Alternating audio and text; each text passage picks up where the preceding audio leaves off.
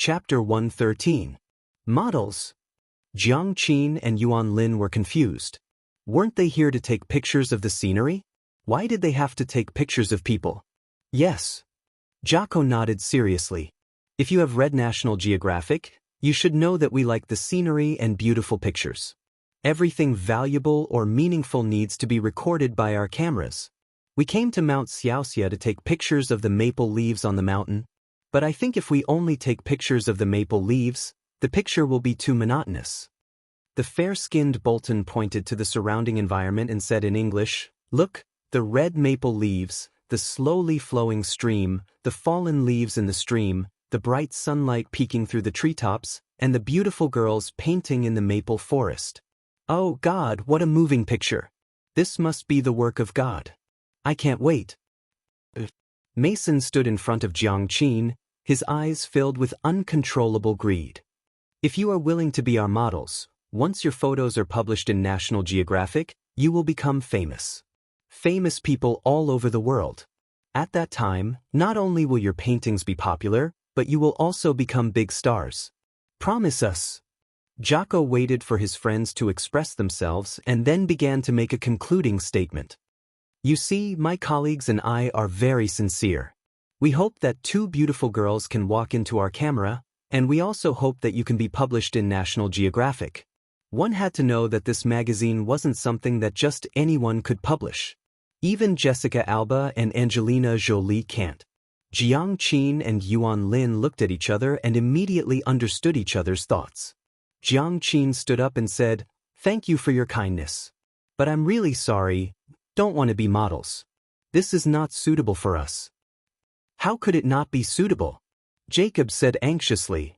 "You are so beautiful, like a masterpiece of God. The scenery here is so beautiful, and also a masterpiece of nature. A beauty matched with a beautiful scenery. Wouldn't they be equally matched? Oh, don't reject us, we'll go crazy." "What a pity," Mason said. "It's not every day that something like this happens. It has been almost a month since we arrived at Wuxia. We have been wandering around Xianxia Mountain for 3 days. Today, we have finally found the scenery that can truly move one's heart. However, this cannot be separated from the two beautiful ladies. You are the souls in the painting, and the maple leaves that cover the mountains and plains are just your decorations. I'm really sorry," Yuan Lin said. "We're still students. We don't want to be famous. I don't want to be featured in National Geographic. I hope you can consider it carefully. If you are willing, we are willing to pay you a considerable sum of money. Of course, this will have to wait until your photos are selected by the magazine." Jocko said.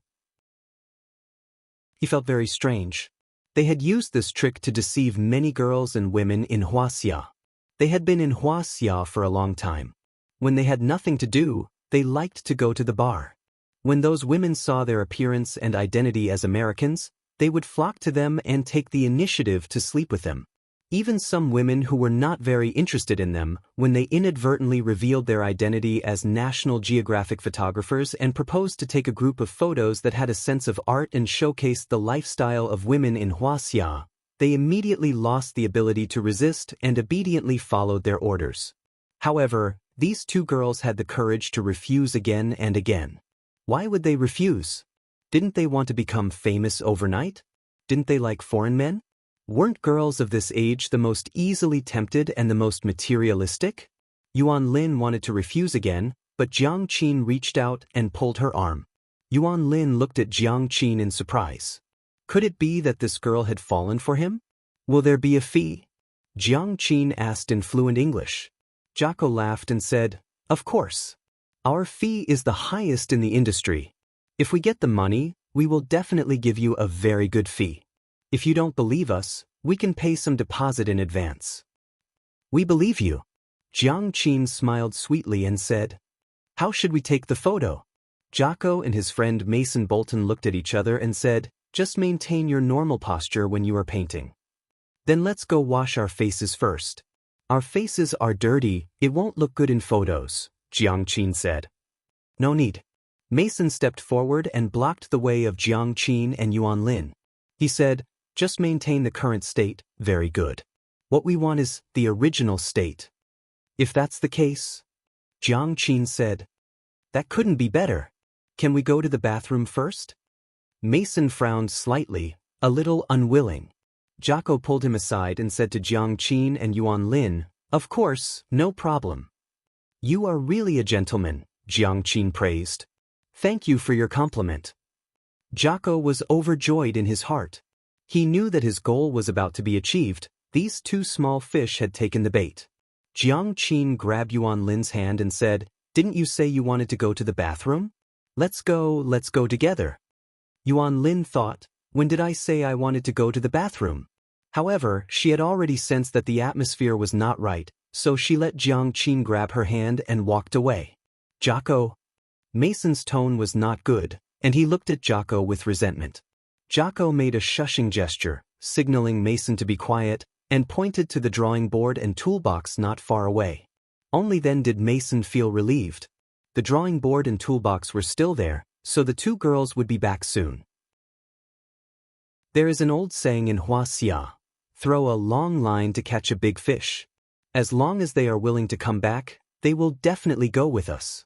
When have we ever failed? I'd better go and take a look, Bolton said worriedly. Jocko nodded and said, that's good. Don't let them go too far. The scenery here is very good. Bolton understood and said, of course. I like it here too. Jiang Qin and Yuan Lin were alone, so Yuan Lin had a chance to ask, sweetheart, are we really going to be their models? Of course not. Jiang Qin dragged Yuan Lin's hand and hurried away. I'm lying to them. The three of them are not good people. Not good people? Aren't they National Geographic photojournalists? I don't know if they are reporters or not. Didn't you notice? The three of them are standing right in front of us, except for that impassable stream. Those be asterisk stars. Yuan Lin cursed. We don't want our drawings anymore? Safety first, Jiang Qin said. Let's go find the police and ask them to take us to the drawing board. That's all we can do, Yuan Lin said. Let's go faster. We can't go too fast, this place is too remote, don't let them suspect. Just then, they heard the sound of something breaking behind them. Jiang Qin knew they were being followed, so he shouted, run. Thus, the two little girls broke into a run. Bolton was stunned, knowing that the two girls had seen through their intentions. As he ran, he shouted for his friends, Jocko, Mason. They're running away. Jocko and Mason were talking and laughing, discussing how to divide the ownership of the two girls. Hearing Bolton's shout, Jocko cursed, bitch, and quickly ran in the direction that Jiang Qin and Yuan Lin had just left. Mason was also furious. He ran over and kicked away the two easels on the ground, and also ran in the direction of Jocko. In order to find the scenery that satisfied them, the two girls went to the back mountain that had not been fully developed. The mountain road was rugged and steep, but fortunately, both of them were famous athletes in the school, so they ran very fast. They were very fast, and so were Bolton and the others who had been following them. Seeing that they were about to catch up, Jiang Qin and Yuan Lin shouted, help!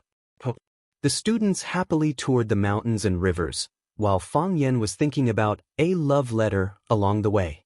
Why did Su Ying take the lead in singing that song? Was she trying to hint at something?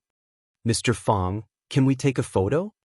Several girls in the class ran over and looked at Fang Yan with a smile. You guys go ahead. Fang Yan waved his hand. I'll help you take a photo. Mr. Fang, don't be so stingy, okay? We know you're a celebrity. Take a photo with us, we can show it off to others, saying that you're our class teacher. Qin Yuanyuan pulled Fang Yan's arm and begged. Fang Yan had no choice but to nod and say, okay. One photo. Just one. Thus, the girls were like octopuses, crowding around him and sticking to him from all sides.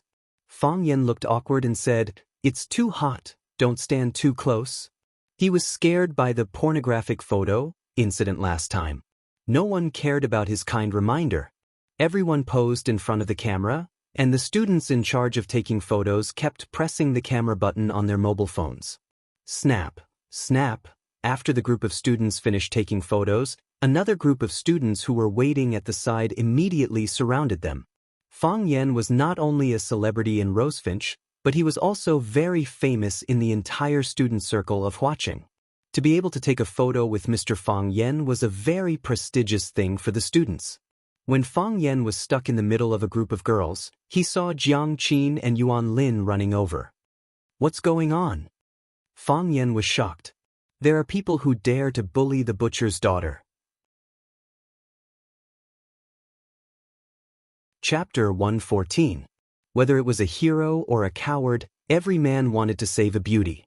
Fang Yan was surrounded by a group of students taking pictures, and he didn't have time to react. The boys of Class 9 had already crowded around them. Think about it, there were two charming little beauties running and shouting help. Any normal person would have a normal reaction, right? Huang Haoren's eyes were highly myopic, but today he was unusually agile and ran first. He let Jiang Qin and Yuan Lin run past him, and then he opened his arms to intercept them. He pointed at Bolton, who was following closely behind, and scolded, "What are you doing? Why are you chasing them?" Seeing his prey run away, Bolton couldn't suppress the anger in his heart. He pushed Huang Haoren away and said in English, "Go away, you dwarf." Huang Haoren was indeed not tall. When he stood next to the tall Bolton, they looked like a giant and a dwarf. Moreover, Huang Haoren's strength was not as great as Bolton's.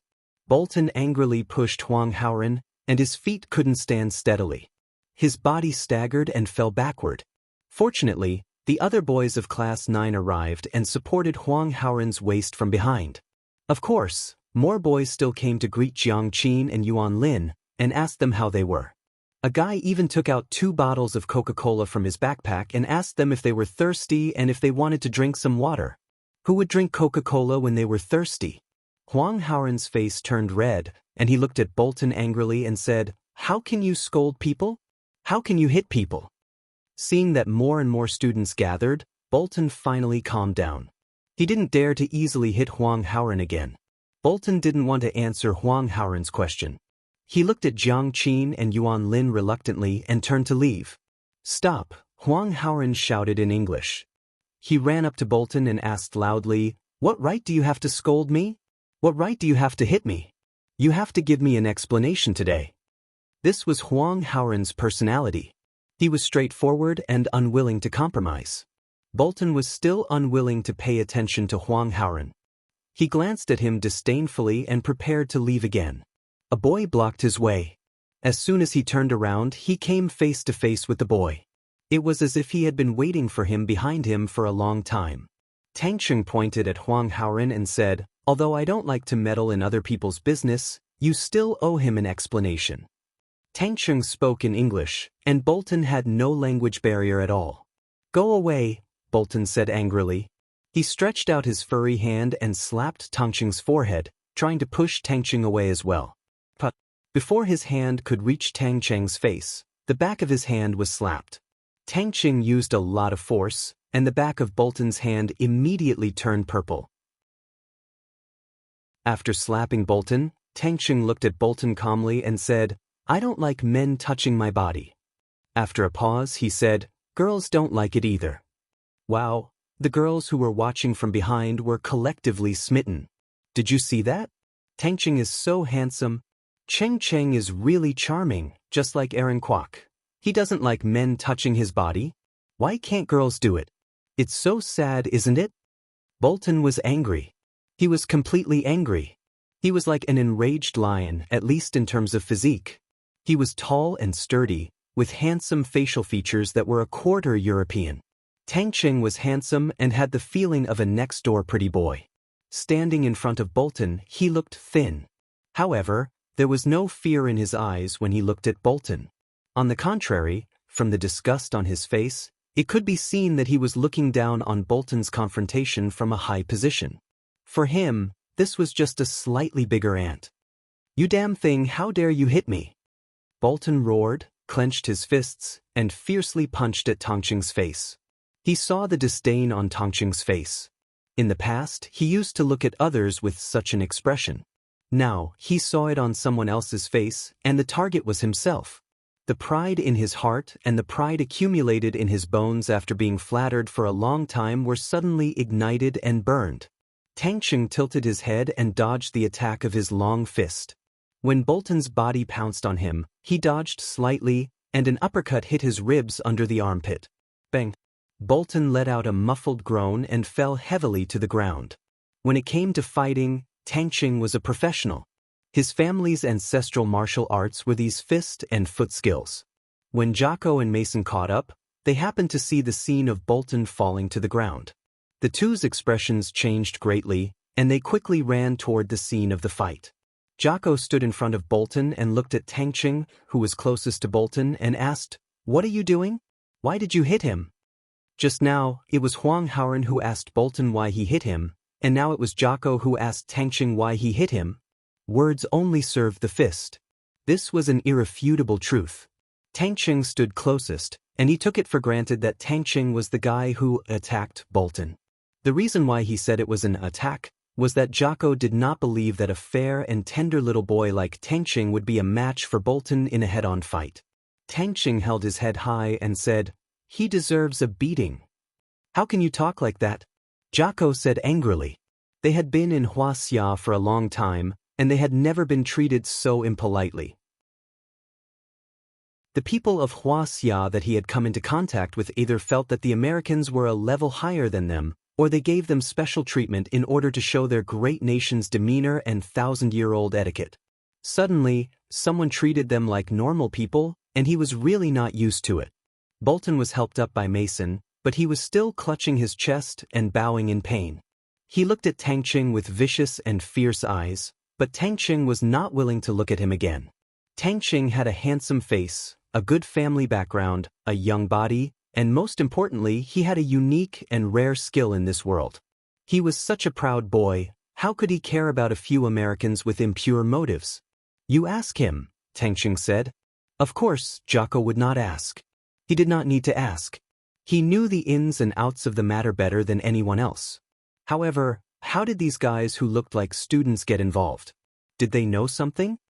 "I will ask my friend, but I want to know the gist of the matter first.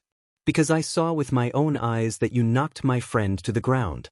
That is already illegal. You may be imprisoned." Tangcheng curled his lips and said, "Will I be imprisoned for self-defense? My teacher is Fang Yan. He is knowledgeable and can recite Tao Te Ching backwards. Don't try to bully me." "Fang Yan? Recite Tao Te Ching backwards? What is this?" Jacob's head was filled with confusion. "If you don't want to explain," Jocko said, "then we have to call the police. I think the police will give us a fair and just answer. Of course, if they give an unfair result, I'm afraid we won't just end it like this." Jocko originally wanted to say, "Let it go." He always felt that this word was very powerful. But after thinking for a long time, he could not pronounce this word. He had to replace it with a simple word. Therefore, he felt that the threat of this sentence was suddenly reduced a lot. "Whatever." Tangcheng shrugged his shoulders indifferently. "Even if you don't call the police, we will call the police. You haven't explained why you 3 men chased after 2 little girls." Jacob's eyes were cold. He felt that his heart and liver began to hurt. This question was really their Achilles heel. "Of course we can explain." Jacob's expression immediately became angry. He pointed to Jiang Qin and Yuan Lin not far away and said, "Those 2 girls, they are liars. They deceived us." "Liars?" Tangcheng frowned slightly. Could it be that these 2 girls had really done something wrong to others? "They took our money and promised to be our models. But they took the money and ran away. This is too much. How can they do this? They are not sincere at all, and they don't keep the spirit of the contract." Jacob's performance was so vivid that it really made people doubt the character of Jiang Qin and Yuan Lin. "We chased after them to get the money back. They can't take our money. Because they didn't work for us at all." The other party said it so confidently that Tangcheng didn't know how to answer. He turned around and wanted to ask Jiang Qin and Yuan Lin to come over and confront the 3 Americans on the spot to let them know the truth of the matter. Then his pupils dilated, and his expression became abnormally strange. When the students blocked the gangsters and bullies in front of them, their teacher, Fang Yan, hugged the 2 girls and comforted them softly. The 2 girls fell into his arms, So miserable and weak that I couldn't help but feel sorry for them. How can you do this? Tang Cheng roared in his heart. Through the incident of beating up Chiba Haomu and single-handedly challenging the students of glorious martial arts school, the image of Fang Yan that he had just established in his heart collapsed instantly. On second thought, Qin Yin must be very angry when he saw what Fang Yan did, right? As long as she had a deeper understanding of Fang Yan's character, she would definitely abandon him. In that case, wouldn't my chances increase a lot? As a result, Tang Cheng's heart became joyful again. He looked around for Qin Etienne's figure. Thank God she saw it all. At this moment, there must be a clear and intuitive comparison in her mind between her chivalrous heart and Fang Yan's broad-minded heart, who was carrying a little girl in one arm, right? He silently gave Fang Yan 32 thumbs up in his heart. Mr. Fang, thank you for everything you have done for me. Chapter 115. If Fang Yan knew what Tang Cheng was thinking, he would slap him 32 times on the head. He was just yelling at the female students to keep a distance from him and not stand too close to him. In the blink of an eye, 2 little girls threw themselves at him. Do you think he was willing? Have you ever thought about his pain and grievances? Do you know how hard he worked? Jiang Qin and Yuan Lin threw themselves at him and hugged his waist. What could he do? Did he have to push them away forcefully? Moreover, Fang Yan could see that the 2 little girls were really frightened. They didn't come over to take advantage of him on purpose. Who would run hundreds of miles from the city to Xisha Mountain just to take advantage of a man? He was not Lu Dehua, Wu Yanzu, or Gu Tenla. Fang Yan hugged Jiang Qin and Yuan Lin, but his eyes were paying attention to the confrontation between Tang Cheng and the foreigners. When the 2 little girls calmed down a little, Fang Yan asked, "Is what they said true?" What? Jiang Qin looked up at Fang Yan. Because there was a big difference in height between them, she raised her neck too much. Fang Yan looked down and saw Jiang Qin's snow-white neck. They said. Fang Yan let go of Jiang Qin and Yuan Lin's shoulders, pointed at Jocko, Bolton, and Mason and said, "You promised to be models for them, but you took the money and ran away. I don't believe it anyway." Jiang Qin and Yuan Lin were really scared just now. Both of them were lovers of calligraphy and painting, and they learned meticulous brushwork from Mr. Li Sanxing at school.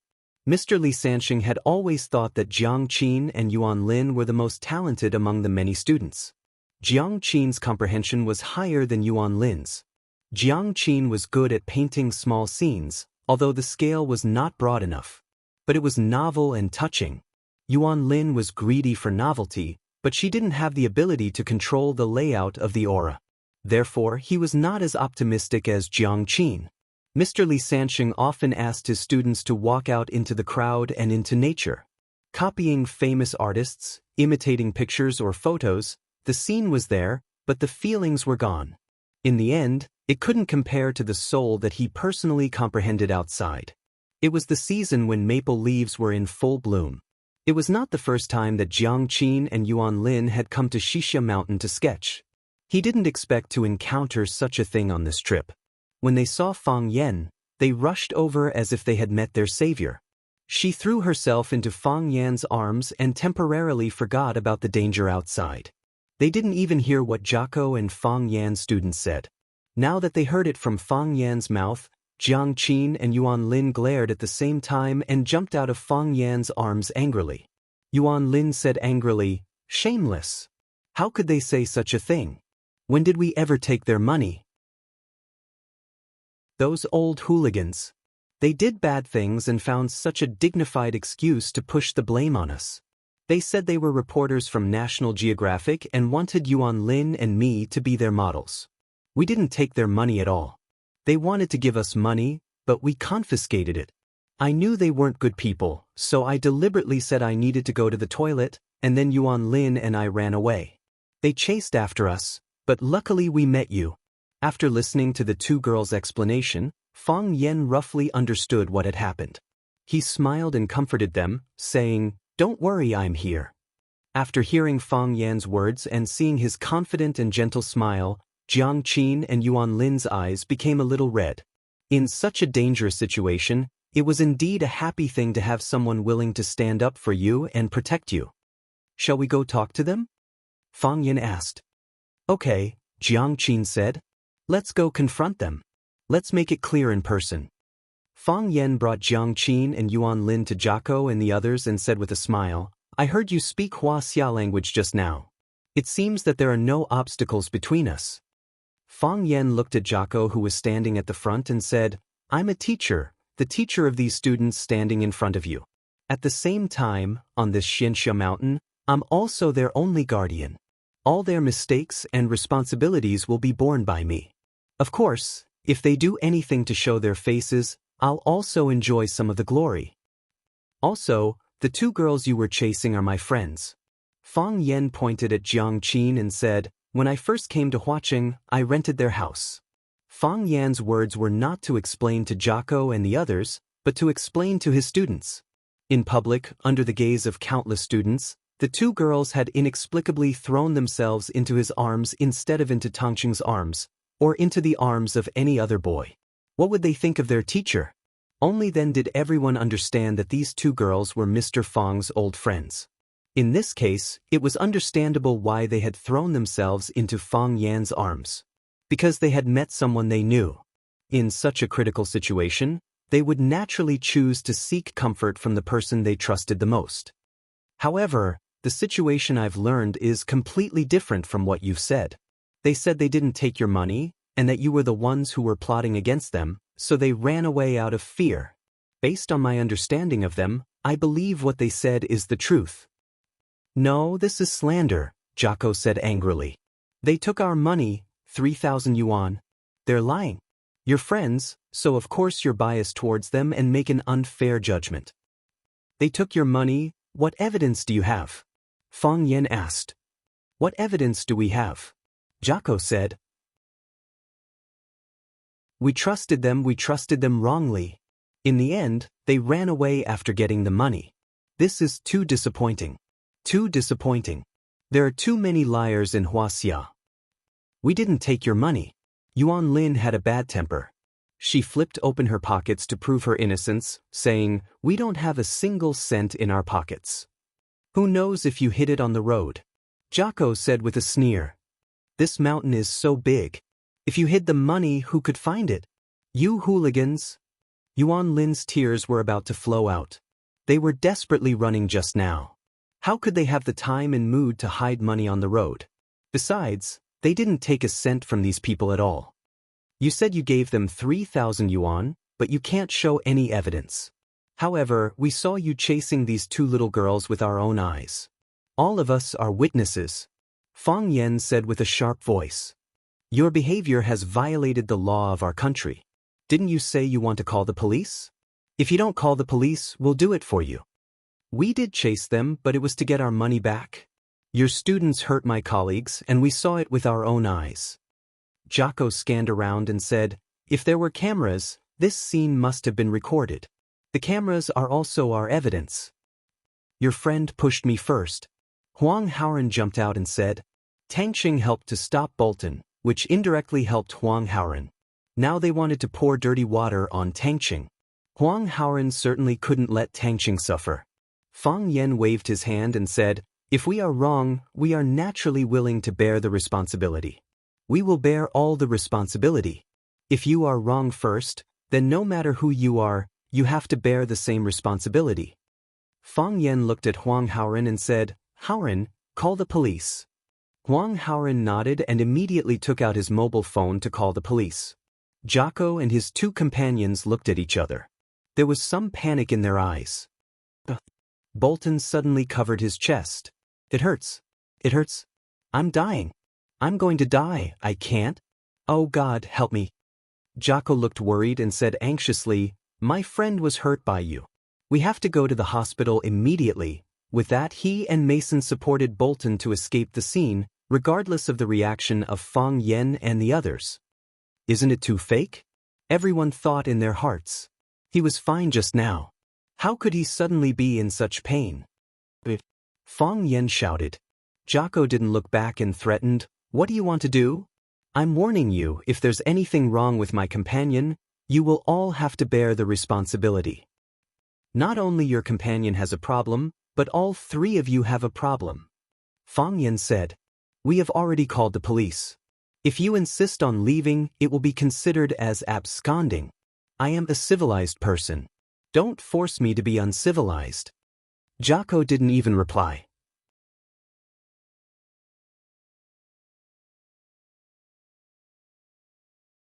Chapter 116. Bang. The stone smashed on the back of the mountain guardian stone. There was a crisp sound and sparks flew. Fang Yan looked at Mason, who was pressed under him, and asked, Are you okay? Mason shook his head and then nodded. A foul smell came and he was so scared that he peed his pants. Can you imagine that scene? When he turned around to look, a big stone whistled toward his head. There was also a young guy who was chasing him while shouting at him to wait a minute. Could he wait? Waiting was only a dead end. Therefore, he ran even harder. As a result, he was pressed to the ground from behind and the stone flew over his head. It was too exciting. Fang Yan smelled the foul smell of urine and got up from his body in disgust. He said, You're already a big man. Do you have to wear a diaper every time you go out? Mason didn't understand what Fang Yan was saying and he wasn't in the mood to listen. He was scared and his body was lying there like a puddle of mud. Fang Yan knew that he couldn't run anymore, so he didn't put up any guard against him and walked back to the group of students. When the students saw Fang Yan came back, they applauded and cheered. Mr. Fang, that kick just now was so cool. Mr. Fang, you caught up with the stone that was kicked. You're the Superman in our hearts. Mr. Fang, who chased the stone and shouted, Wait a minute, was so cute. Mr. Fang, can you be my male god? Qin Etienne. Fang Yan shouted. Qin Etienne, who was wearing a white sportswear of an unknown brand and white sports shoes, came out from the crowd. He looked at the angry Fang Yan and asked, Fang Yan, what's the matter? Fang Yan's face darkened even further. He quickened his steps and stood in front of Qin Etienne, whispering, I've told you to call me Mr. Fang in front of the students. How can you be so rude? You're making me lose face by calling my name, okay? Qin Etienne smiled like a spring flower and looked at Fang Yan without blinking with his bright eyes. He didn't care about his anger at all and said in a low voice that only the two of them could hear, You said it, but I didn't. Qin Etienne? Fang Yan suddenly raised his voice. He couldn't always whisper to each other. The students would misunderstand their relationship. There were rumors in Rosefinch Secondary that Qin Etienne was pursuing his teacher. Because the parties involved had never responded, and the relationship between them was too distant. Therefore, the rumors were not hot enough. However, Fang Yan would never do something like adding fuel to the fire. Why did you throw the stone at me? When the stone flew over, someone shouted, Here. At that time, he didn't listen carefully enough. When Fang Yan solved the stone problem and thought about it carefully, he found that the voice was very similar to Qin Etienne's voice. I saw you looking for it, so I thought you wanted it, Qin Etienne said. I was looking, but why did you throw such a big stone? Fang Yan said angrily. Do you know how dangerous it is? I know, Qin Etienne said. I also know that you can solve it. Qin Etienne pointed at Mason, who was lying on the ground, and said, You see, I was right. Qin Etienne? Fang Yan wanted to shout some threatening words to punish Qin Etienne. Fang Yan wanted to shout, Qin Etienne, I want to deduct your credits. Qin Etienne, I want you to be older than Qin Etienne. Ask your parents to come to the school to find me, Qin Etienne. But all these threats seemed to be no threat to Qin Etienne. What could he do to a student who was sent by the school principal? You really have no idea what to do with such a student. What do you want to say? Qin Etienne asked. Don't do this next time, Fang Yan said. Bolton's leg was injured, Jaco's camera was broken, and Mason was so scared that he wet his pants. The three of them would never think about escaping again. While waiting for the police to come, everyone listened to Jiang Qin and Yuan Lin repeat the cause of the incident. Jiang Qin and Yuan Lin were so beautiful, but Jocko and Mason were so bad. The more beautiful Jiang Qin and Yuan Lin were, the more bad Jocko and Mason were. The students of Class 9 were filled with righteous indignation after listening to their story. The girls were busy comforting the two cute and beautiful little Lolas. While the boys were comforting them, They also tried to find out their phone numbers and solemnly promised that the next time they went out to draw, they would be willing to be free bodyguards by their side. If they were thirsty, they would bring water, and if they were sick, they would bring medicine. They also said that they were completely different from Jacob, Mason, and Bolton. They despised perverts the most. Tang Cheng, who was standing beside Qin, pursed his lips and said, "Looks like those two girls are very popular." Qin looked at him and said indifferently, "They are indeed very cute." While they were talking, Jiang Qin and Yuan Lin broke through the encirclement of the boys and walked towards Qin. Jiang Qin looked at Qin, who was a head taller than her, and said, "Are you Senior Qin?" "I am Qin," Qin said with a smile. "Is it really you?" Yuan Lin's voice became excited. "Senior Tian, you are our idol. We already knew you when you were in number 1 middle school. We even went to number 1 middle school to look for you, but we didn't see you. That's really regretful," Qin said. She took the initiative to extend her hand to Yuan Lin and said, "It's not too late to get to know each other now, right?" "It's not too late, it's not too late." Yuan Lin quickly shook hands with Qin. "My name is Yuan Lin." "My name is Jiang Qin," Jiang Qin said as she shook hands with Qin. Qin looked at Jiang Qin and said, "What a beautiful girl. When Fang Yan lived in your house, he must have given you a lot of trouble, right?" Jiang Qin looked at Qin with sharp eyes and didn't know why she would say such a thing. "It's all right. Fang Yan is a very easy person to get along with," Jiang Qin said. "You have to call him teacher," Qin said. "I know. I have always called him Teacher Fang Yan," Jiang Qin explained. "Good girl." Qin touched Jiang Qin's head. Jiang Qin suddenly felt a little awkward and felt a little wronged. But he didn't understand where this awkwardness and grievance came from. The scenic police finally arrived. They were shocked when they saw the 3 Americans lying on the ground. The leading fatso policeman shouted and said, "What's going on? How can you hit people? Who hit people?" Fatso was too fat. The peak of Xianxia mountain was halfway up the mountain. There were no elevators or cars, so they could only climb it by human strength. This was too painful for Fatso. He cursed as he climbed. He had been suppressing his anger for a long time. When he finally reached the destination, he was even more unhappy when he saw the 3 foreigners lying on the ground. If this kind of thing wasn't handled well, it would become a diplomatic dispute. He hated the perpetrators, who caused him trouble even more. "I hit them," Fang Yan said. "Me too." Tangqing walked to Fang Yan's side and stood side by side with him. At this time, he couldn't let Fang Yan be the only one in the limelight. "Me too." "I hit them too." The boys stood out one by one and all chose to stand with Fang Yan and Tangqing. The fatso policeman was furious and said, "You have the right to hit people? Who allowed you to hit people? Don't you know that hitting people is against the law? So what if you have more people? Believe it or not, I will arrest all of you." Fang Yan looked at the fatso policeman with an unfriendly expression and said, "Shouldn't you first ask what happened?" "Of course I will. Go to our station and ask," the fatso policeman said. "You are students? Which school are you from? Come, all of you, come with me." These students made him unhappy, and he was ready to make these students unhappy. "You let me climb half of Tianshan Mountain, and I will let you follow me down the mountain. We just went up the mountain, and I have to take my students on a trip," Fang Yan explained. The fatso policeman sneered and said, "You want to go on a trip after hitting people? How about a day trip to prison?" Seeing this scene, Xiao Lei got out of the crowd and began to make a phone call. Soon, the phone was connected. After Xiao Lei said a few words on the phone, he held the phone and walked to the fatso policeman, motioning him to answer the phone. "What?"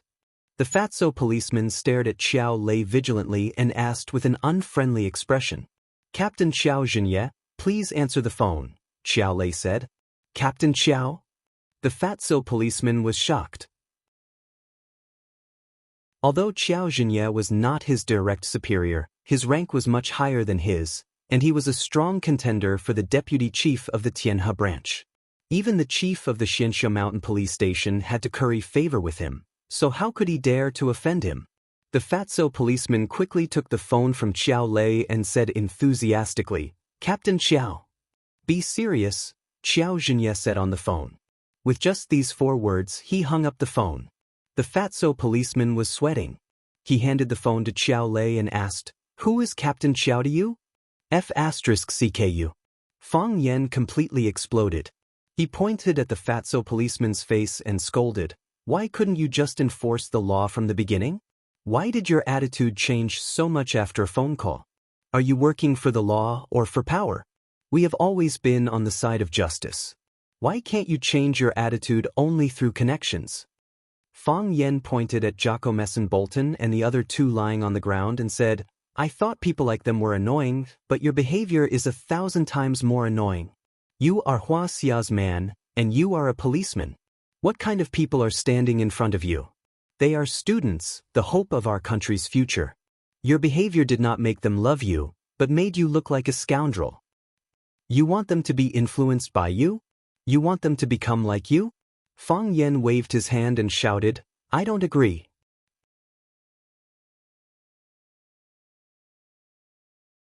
Chapter 117. Ever since he was a child, the person Fang Yen was most afraid of was his grandfather, Lu Gong. The reason he was afraid was because every word that his grandfather, Lu Gong, said was correct. You couldn't refute it, and you had no way to refute it. He was selfless and always stood in the most impartial position to evaluate some things. When it came to some major issues of right and wrong, he would stick to his original heart and never waver. He always stood on the side of justice. If you argued with him and refuted him, then you would stand on the opposite side of justice. Fang Yen was afraid of Lu Gong, but he also respected Lu Gong. In his body flowed the Fang family's hardworking, persistent, and competitive blood, but also mixed with the Lu family's erudition, stubbornness, and politeness. As for the little bit of despicable factor, it was completely self-taught after growing up. He didn't get anyone's inheritance or guidance. Lu Gong, like his name, was unyielding and couldn't be bothered with even a grain of sand in his eyes. Therefore, Lu Gong said that he only had 1.5 friends in his life. Fang Yen was much gentler than Lu Gong. He knew how to make choices and compromise, but on some things he also had his own bottom line and reverse scales that he would not hesitate to protect with his life. In Fang Yan's view, Jocko, Bolton, and Mason were really annoying. They were perverts, beasts, and scum that everyone despised. They broke the law, and if the motive of the matter was found out, what awaited them would be the punishment of the law. However, the behavior of this police officer, Fatso, was already hateful. His attitude was rude and unreasonable, and he did things according to his authority. Such behavior might not violate the law, but it would only form a common perception in society that it was easy to get things done with money and power. When you encountered a problem, your first reaction was not how to solve the problem, but who to find and how many gifts to give. Where was the hope of this country? High school students were at the critical stage of gradually getting out of their immaturity and gradually coming into contact with society and slowly moving towards maturity. If they saw this scene, what kind of impact would it have on their hearts? This was also the reason why Fang Yen flew into a rage on the spot and shouted, "I don't agree. I don't agree with your blasphemy and dereliction of duty. I don't agree with my students being influenced by you. I don't agree with them eventually becoming like you. When the youth is rich, so is the country. If the youth were strong, the nation would be strong. If the youth is magnanimous, the country will be happy and healthy. What is right, and what is wrong. It doesn't matter whether they are Americans or not, and it doesn't matter who is standing behind us. All you have to do is investigate, ask, and find the truth. Bring the bad guys to justice and let the good guys be innocent. You are a policeman. This is what you should do." Fang Yen pointed at Fatso's face and said bluntly. Lu Tao was scolded harshly. He had never been humiliated like this in all his years as a police officer. He wanted to retort, but he was worried that he would offend Captain Xiao Xianxia. Now that Xiao Xianxia stood up for them, who knew what kind of powerful people would stand up behind the other students? If he didn't say anything and let this little teacher scold and attack him, he would be too aggrieved and flustered. After all, on this Xianxia mountain he was considered a leader, and he could not raise his head in front of his subordinates. Lu Tao was like an enraged fat wolf. He glared at Fang Yan for a while, then roared in a hoarse voice, "Zhang Dekai, you will investigate this assault case. You must be fair and just." After shouting this, he went down the mountain alone without saying goodbye. Zhang Dekai was a young man with glasses. He looked gentle, but he was skinny and had dark skin, like a scholar wrapped in a layer of charcoal. He grinned, revealing 2 rows of snow-white teeth. He walked in front of Fang Yan and said, "May I know how to address you, teacher?" Fang Yan said, Fang as in Fang Jingxing, and Yan as in the descendants of Yan and Huang.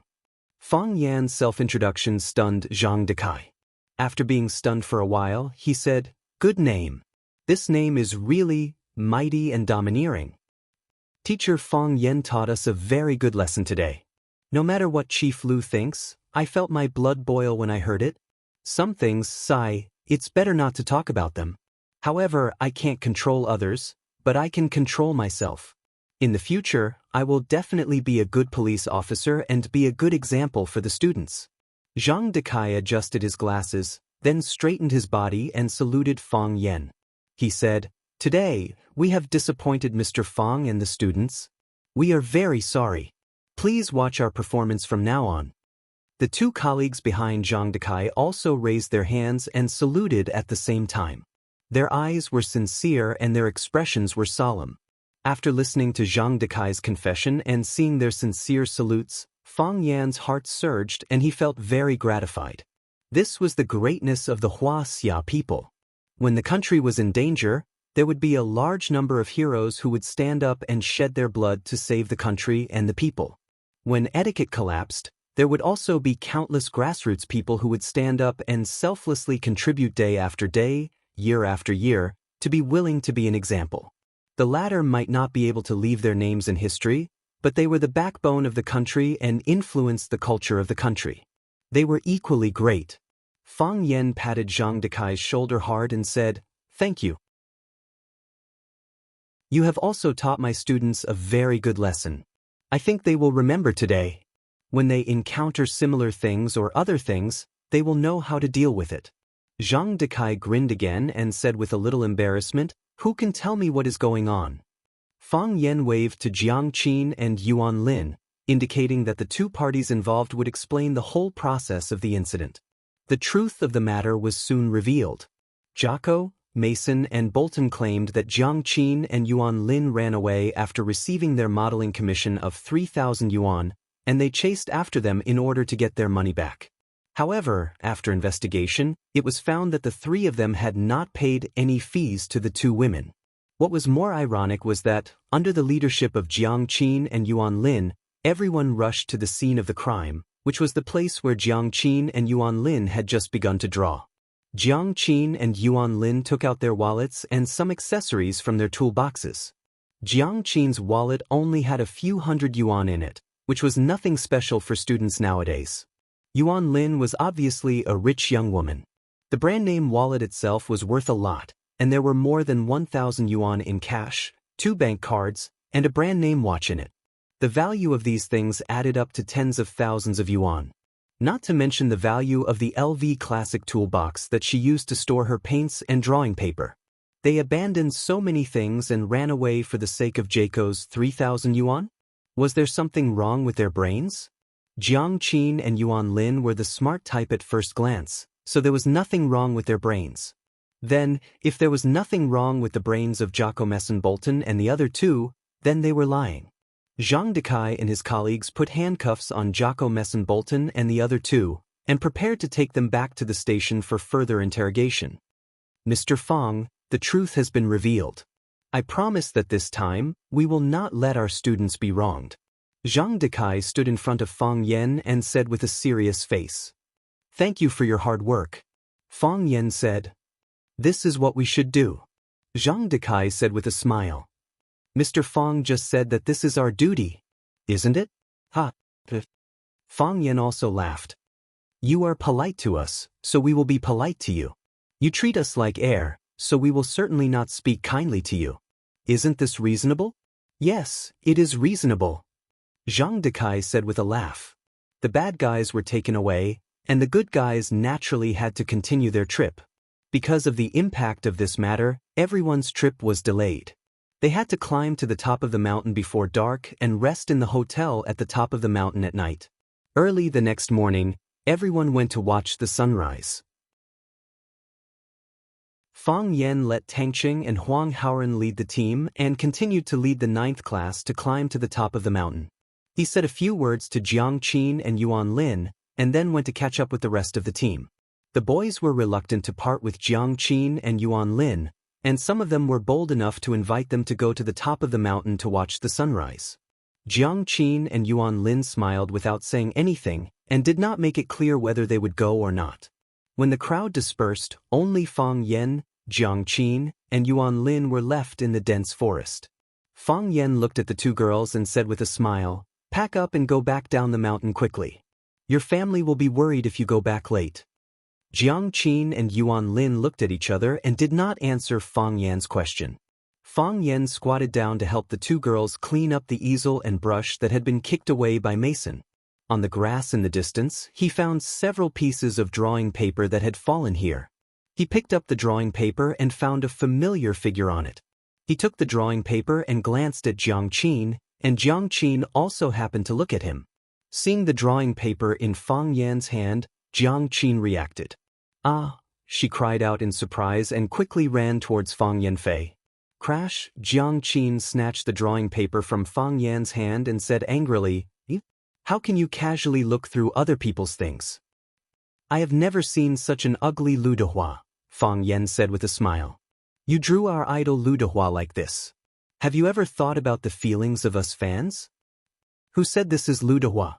Jiang Qin pouted and said, "What I drew was an ugly monster." "What ugly monster?"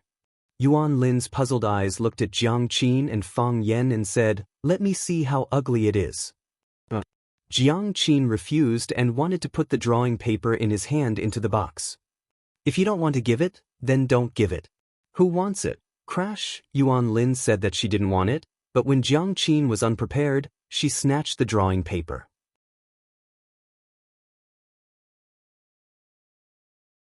Chapter 118. Against the backdrop of the red maple leaves, a young man in a white shirt stood among the trees. A gentle breeze ruffled his soft black hair. The sun was shining brightly, and his handsome cheeks were gilded with a layer of almost transparent golden color. He held his head high, and a faint smile appeared at the corner of his mouth. His whole body was filled with a kind of comfortable pride and complacency. When Yuan Lin saw the figure in the picture, she suddenly became happy. She giggled and said, "Sweetheart, who is this ugly monster?" Jiang Qin got up and chased Yuan Lin, shouting angrily, "Yuan Lin, you bad guy, give the painting back to me, give it back to me." Yuan Lin grabbed the drawing paper and circled around the maple trees and Jiang Qin. She refused to return the drawing in her hand and said, "No, I won't. I won't give it back. If you don't tell me who this ugly monster is, I won't give it to you." "Give it to me, no. Will you give it to me or not?" Yuan Lin. Jiang Qin stopped. Her cheeks were red, and she looked at Yuan Lin with tears in her eyes. A pitiful look of indignation and humiliation. Young girls' feelings were always poems. The vague love for a boy was their most private and sensitive taboo. They were ashamed to admit it and annoyed to see others. Yuan Lin's behavior undoubtedly exposed her feelings in front of the person involved, which made her ashamed and angry, and her tears flowed out uncontrollably. Seeing Jiang Qin crying, Yuan Lin hurried over. She stuffed the painting paper into Jiang Qin's hand, held Jiang Qin's shoulder, and said with heartache, "Sweetheart, don't cry, don't cry, I'm joking with you. It's my fault, it's all my fault. I won't ask, okay? I won't ask anymore." Jiang Qin wiped his tears with the back of his hand and cried even more sadly. "I didn't even cry when you made my idol, Lu Dehua, look so ugly. Why are you crying?" Fang Yan said helplessly. "You're so annoying." Jiang Qin stomped his feet angrily. "I told you it's not Lu Dehua. Nongpa? I thought this person looked a bit like Nongpa. So you guys, Fang Yen pretended not to see the characters on the paper and deliberately led them in the wrong direction. Who said it was a farmstead? Why would I draw him? Jiang Qin was even angrier. She was so angry that she forgot to continue crying. I can draw whoever I want. What does that have to do with you? Yes. It has nothing to do with me. Fang Yen raised his hands in surrender. He knew that this was not the time to provoke this girl. Hurry up and pack up, I'll send you down the mountain. I'm not going back today, Jiang Qin said. What? Fang Yen widened his eyes and looked at Jiang Qin. Even Yuan Lin looked at her companion in surprise. Didn't this girl discuss with her before making a decision? I said, we're not going back tonight, Jiang Qin said. She turned to look at Yuan Lin and said, haven't you always wanted to see the sunrise at Xianxia Mountain? We're not going back tonight. We'll wake up early tomorrow to see the sunrise. We can even bring a drawing board and draw it. Didn't the teachers say that? Only by experiencing it yourself can you draw that kind of breathtaking scenery. This is a good opportunity. What do you mean, a good opportunity? Yuan Lin laughed in her heart. Before Fang Yen came, why didn't I hear that you wanted to stay at the top of the mountain to see the sunrise? Why didn't I hear that this was a good opportunity? But we agreed to go home tonight, Yuan Lin said worriedly. Won't your mom be worried if we don't go back? My mom must be worried to death. Idiot. Can't we just call back and tell them? Jiang Qin said. Just tell them that we're going to paint the sunrise and won't go back tonight. No. Yuan Lin shook her head. My mom will definitely not agree, and neither will your mom. We're girls. Jiang Qin looked at Fang Yen and wanted to say something but stopped. Fang Yen pretended not to understand the pleading look in Jiang Qin's eyes and said, Yuan Lin is right. If you two girls don't go back tonight, your family will be worried. If you really want to see the sunrise and paint it, then go back and discuss with your parents. Come back when they agree, or let them accompany you. Isn't that better? Better my ass. Jiang Qin curled her lips and said, who would want to travel with their parents? Yuan Lin also nodded vigorously and said, that's right. Don't do this and don't do that. It's so annoying. Fang Yen was very hurt. He ignored the rebellious mentality of children at this age. Jiang Qin seemed to have made up his mind. He looked at Yuan Lin and said, you call your mom and I'll call my mom. We'll tell them that we're with a lot of classmates and nothing will happen. We'll also stay on the top of the mountain tonight and get up early tomorrow morning to watch the sunrise. After watching the sunrise, we'll go back. What can happen? Yuan Lin was also persuaded by Jiang Qin and said, okay, then shall we call now? Jiang Qin nodded. If my mom doesn't believe it, you can testify for me. If your mom doesn't believe it, I'll also testify for you. Happy cooperation. The two girls clapped their hands together happily. Fang Yen was speechless. From their conversation, it could be heard that they must have done many things like helping each other hide and deceive. Seeing that Jiang Qin was about to take out his phone to make the call, Fang Yen stopped him and said, are you really going to stay? Of course, Jiang Qin said. For art, Yuan Lin said. Then I'll make the call for you, Fang Yen said. You'll make the call for us? Jiang Qin looked at Fang Yen uncertainly. If her mom knew that Fang Yen was also at Xianxia Mountain, wouldn't she be more determined to call them back? Yes. I'll make the call for you. Fang Yen nodded. It's not a bad thing. Why must you lie to them? If they don't know the truth about you, they'll be worried and scared the whole night. It's not easy being a parent. Why should we let them worry about us? But what if my mom doesn't agree? Jiang Qin said worriedly. I'll explain to her. She'll agree, Fang Yen said. What if she doesn't agree, I'll send you down the mountain and you can take a car back, Fang Yen said. Jiang Qin and Yuan Lin discussed for a while and finally decided to compromise. Jiang Qin dialed his mother's number with his phone and said, Mom, Fang Yen wants to talk to you. Fang Yen took the phone from Jiang Qin and said with a smile, Sister Li, I'm Fang Yen. I haven't seen you for a long time. I really miss your cooking. Fang Yen. Sister Li's voice paused for a moment. If you miss me, come over for dinner when you have time. You're with Xiangqin? What's up? Sisterly, it's like this. Fang Yan explained with a smile. I brought my students to Xianxia Mountain for a trip and happened to meet the two girls, Jiang Qin and Yuan Lin, who came to the mountain to paint. They heard that my students and I were going to spend the night at the hotel on the mountain and watch the sunrise tomorrow morning, so they wanted to come with us. I said I'll call you and ask for your permission. If you agree, I'll promise them to stay. If you don't agree, I'll send them down the mountain and let them take a car home. Sisterly thought for a while and said with a hearty smile, if they want to watch the sunrise, then let them stay. If it's only the two of them, I won't feel at ease. But with Mr. Fang, I believe you can take good care of them. I'll take good care of them, Fang Yan promised. Fang Yan, thank you, Sisterly said gratefully. It's nothing. Anyway, there are other students to take care of. Jiang Qin is also my student. Yes, Sisterly answered. Fang Yan, I'm sorry. You didn't do me wrong. Fang Yan smiled. You just love your daughter too much. Yes, Sisterly said.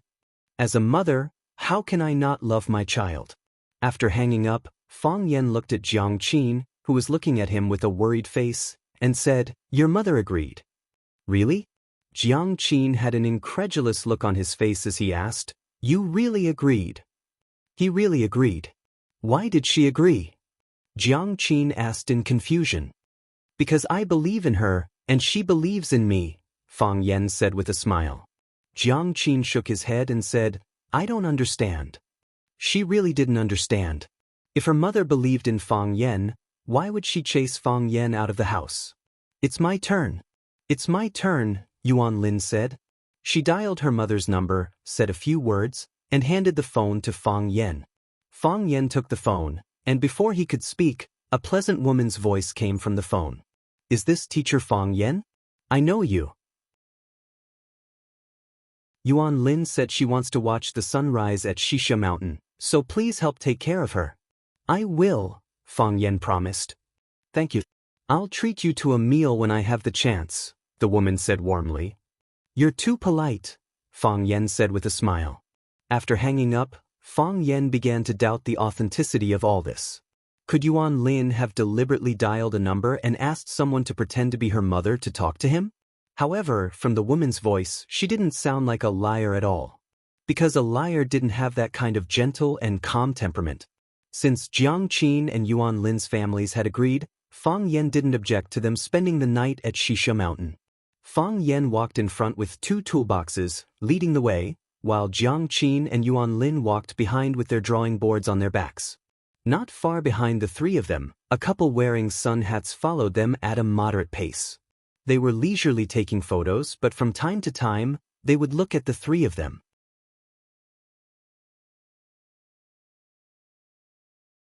Chapter 119. The moon was round and full, and the stars dotted the sky. The sky was high, but it seemed to be close at hand. As long as one stretched out his hand, he could pluck the brightest star and send it to his lover. Jiang Qin stretched out his small hand, wanting to pluck a star, but his hand was empty. There was still a long distance between ideal and reality. Jiang Qin smiled bitterly. Yuan Lin looked at her profile and said, Sweetheart, are you unhappy? We all stayed. We live on the top of Xianxia Mountain. We live in the same hotel as Fang Yan. We can see the night view of Xianxia Mountain from the balcony, and we can get up early tomorrow to watch the sunrise with them. Sweetheart, why are you still unhappy? I'm not unhappy, just a little disappointed, Jiang Qin said. Why? Yuan Lin asked. I thought that I would be a little different from him. In fact, in his eyes, I am the same as you. We are both students. In other words, we are both children, Jiang Qin said. I am quite happy that he is willing to help me call my mom. But after thinking about it carefully, I am very sad. The reason why he called my mom so calmly is that he has no selfish motives. He feels that he has no intimate relationship with me at all. He believes in himself, and my mom believes in him. They trust each other and my feelings don't matter. Is that so?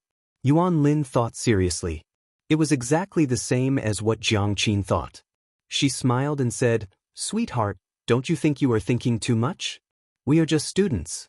Who knows what will happen in the future? You are thinking too much.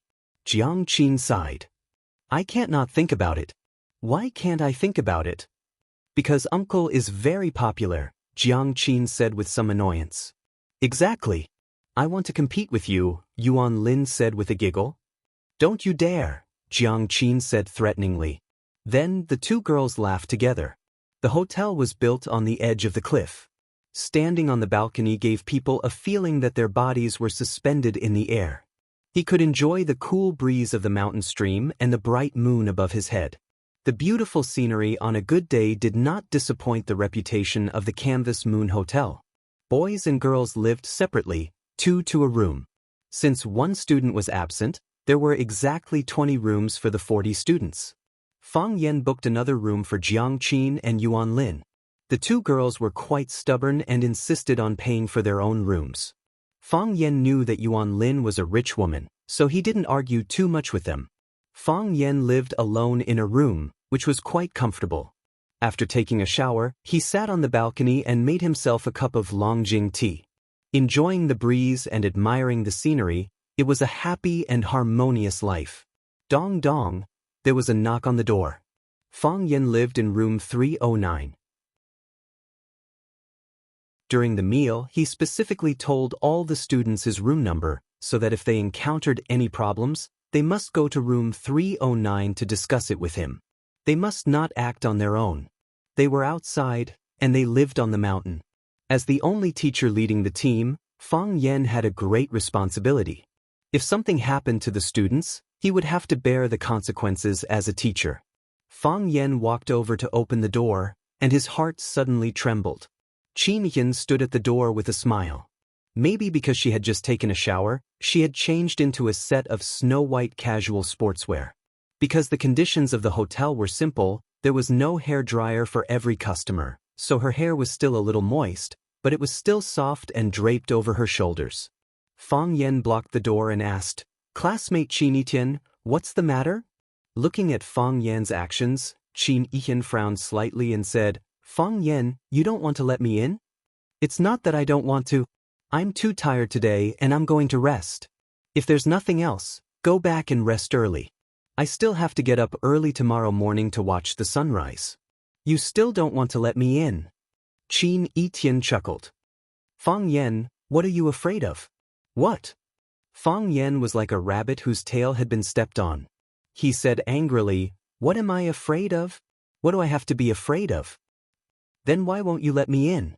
I'm a student, and you're my teacher.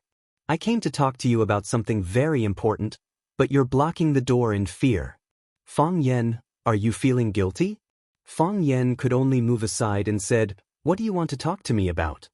Qin Yitian walked past Fang Yan and went straight to the rattan chair on the balcony to sit down. Looking at the steaming longjing tea, he said, "It seems that you don't plan to sleep so early." "I'll sleep after drinking this cup of tea," Fang Yan said with an awkward smile. "I'm used to drinking a cup of green tea before going to bed." "What a coincidence. I also have such a habit," Qin Yitian said. Thus, Fang Yan had to make another cup of longjing tea and send it to Qin Yitian. Qin Yitian's body softly lay down on the rattan chair, his eyes admiring the undulating mountains in the distance. He did not make a sound for a long time. "Classmate Qin Yitian, shoo." Qin Yitian made a shushing gesture. Fang Yan was hurt. "You liar, didn't you say you wanted to talk to me about something very important? Now you don't even let me speak." Fang Yan sat across from Qin Yitian. Just like her, his body was lying down in the most comfortable position. He looked at the distant moon and black mountains, emptied his mind, and instantly fell into a trance. He had to admit that this feeling was quite great. Some people enjoyed the tranquility, while others were extremely restless. Zheng Guodong was in the room squeezing a new pimple on his face when his underlings, Chen Tao and Li Yang, pushed open the door and walked in. "Zheng, you called us over for a program?" Li Yang asked with a smile. Zheng Guodong wiped the blood on his face with a tissue and said, "Go out for a walk. Who can sleep so early?" "Didn't Fang Yan tell everyone not to go out at night?" Chen Tao said. "Fang Yan?" Zheng Guodong sneered. "What the hell is he? What does he say? Why do we have to listen to him? But it's so late. There's nothing fun on the mountain, right? Qin Tao said. How do you know there's nothing fun if you haven't gone out yet? Zheng Guodong said. Didn't we hear about it during dinner? There's a tiger leaping gorge nearby. When the moon is bright at night, we might be able to see the tiger leaping gorge. The three of us are rich people, so we might be able to see it. But the waiter also said that the tiger leaping gorge is a dangerous place, and it's easy to encounter danger. Zheng Guodong was angry. He kicked Qin Tao's knee and scolded, Qin Tao, are you scared of that little bastard Fang Yan? If you don't dare to go, Li Yang and I will go. You stay here and flatter Fang Yan. Let's see if he will give you a certificate of merit at the end of the year. Qin Tao quickly apologized and said with a smile, Zheng, I didn't mean that. Li Yang and I aren't afraid of anything. We're just worried about Zheng's safety. I'm safe, Zheng Guodong said angrily. Cut the crap. If you want to go, then come with us. If you don't, then get lost. Don't make me sick of you. Whoever doesn't go is a coward. Qin Tao patted his chest and said. The three of them had a serious discussion. Then, they sneaked out of the room with their flashlights and other night equipment. What Zheng Guodong, Li Yang, and Qin Tao didn't notice was that when they walked out of the Moonview Hotel, a couple also walked out of the 100 Flowers Valley Hotel next door and followed them from a distance. The bustling scene during the day became quiet and mysterious at night. There were some places with dense foliage that looked dark, and it made people feel a little scared. Li Yang and Qin Tao looked at each other and felt scared. Li Yang said, Zheng, this road is too dark. I'm afraid we'll get lost. Why don't we come back tomorrow? Qin Tao added. Zheng Guodong was also scared, but he was the one who suggested going to Tiger Leaping Gorge. He braced himself and said, We're already here. We have to go and see. Are you scared? If you're scared, you can go back first. Li Yang and Qin Tao hurriedly said that they weren't scared. How could they be scared? They had been to a graveyard before. At that moment, a pheasant jumped out of the grass. The three of them screamed and turned to run. As soon as they turned around, they screamed even louder. Because, behind them, there were two black shadows that had followed them out of nowhere. The two black shadows just stood there quietly. They didn't speak or make any sound. They were like lonely ghosts or bloodthirsty ghosts from the depths of the forest. Plop. The three of them suddenly turned around and stopped. Qin Tao couldn't react in time, so he staggered and fell forward. He accidentally slipped and fell at the feet of the two black-clothed figures. After letting out another scream of fright, his hands and feet moved together as he desperately retreated backwards. Let's go. The black shadow pointed forward and said emotionlessly. Go where? Zheng Guodong asked with a trembling voice. This time, he was really scared and couldn't pretend anymore. Tiger Leaping Gorge, the black shadow said. We're not going. We don't want to go anymore, Li Yang said anxiously. We're going back. I'm afraid it's not up to you now, the black shadow said with a sneer. If we don't want to go, then we don't want to go. Why must we listen to you? Zheng Guodong shouted to boost his courage. Besides, he also hoped that someone would hear his voice and come to save him. The black shadow jumped high and kicked Zheng Guodong in the chest. Zheng Guodong let out a groan. His body flew into the air and fell toward the cliff beside the mountain path. Qin Tao and Li Yang were scared out of their wits. They didn't care about Zheng Guodong's life anymore. The two of them ran toward the depths of the forest. The two black shadows moved at the same time and rushed in front of them in an instant. Li Yang and Qin Tao followed Zheng Guodong's trajectory and rolled away. They were truly brothers in trouble.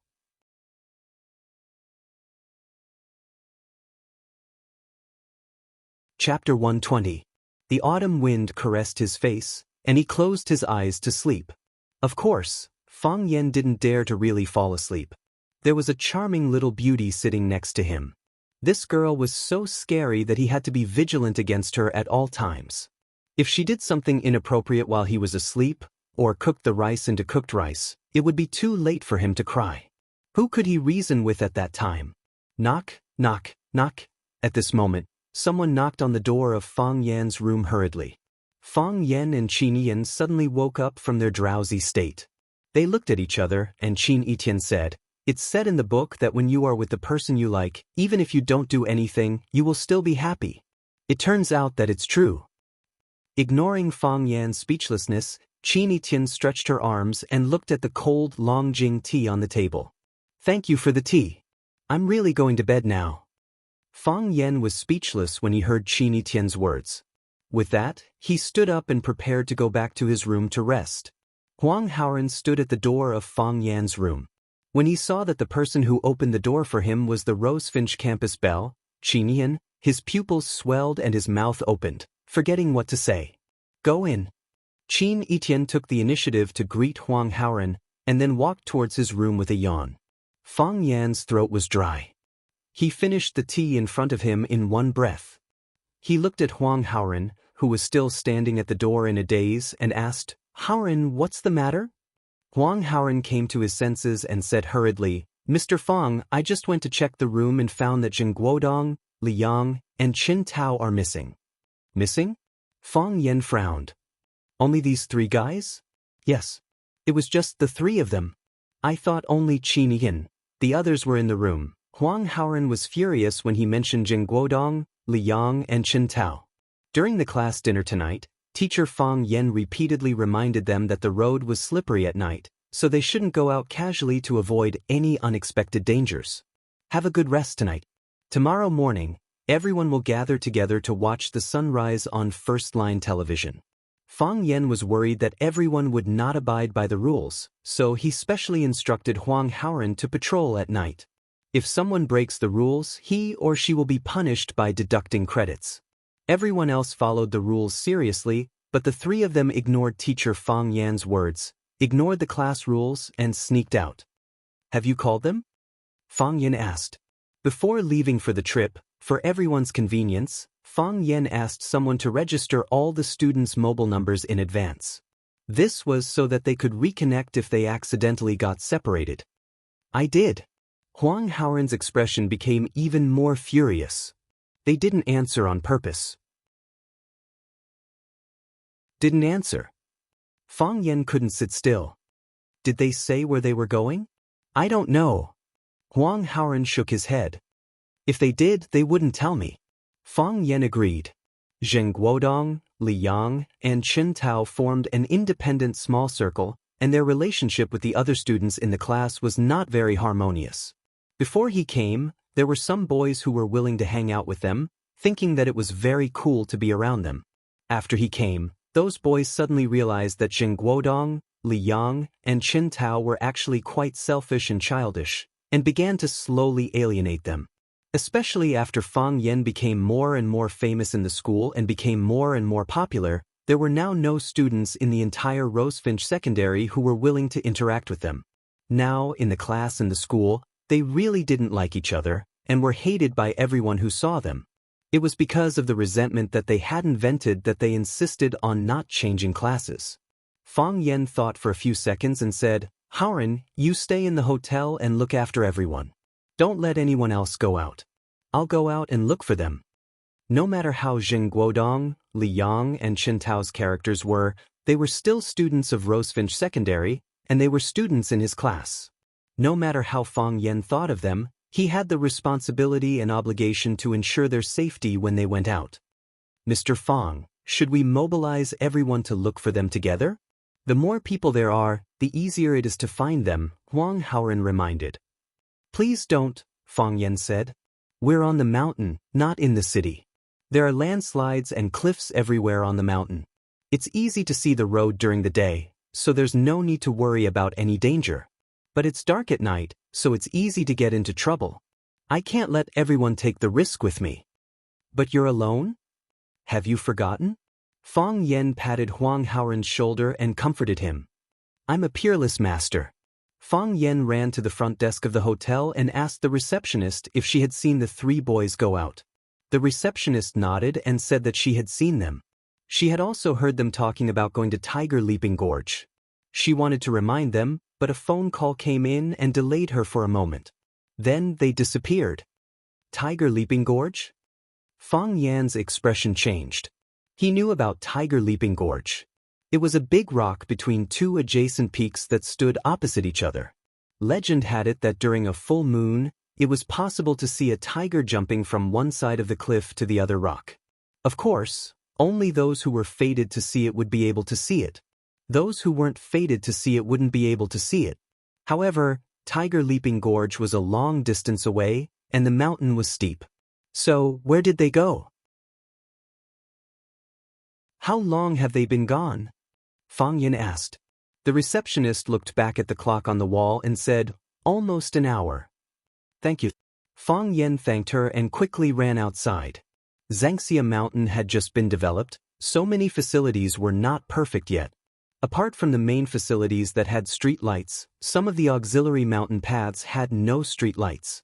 Therefore, the lush greenery during the day turned into a ghastly place at night. Fang Yen had to slow down in places where the moonlight couldn't reach. Although he had bragged to Huang Haoren that he was a peerless master, he didn't know Qinggong. Fang Yen looked around as he ran, trying to find Jing Guodong, Li Yang, and Qin Tao. If nothing had happened to the three of them, he should have been able to spot them immediately. Fang Yen didn't find any traces of Jing Guodong, Li Yang, and Qin Tao all the way to Tiger Leaping Gorge. Could it be that they didn't come to Tiger Leaping Gorge?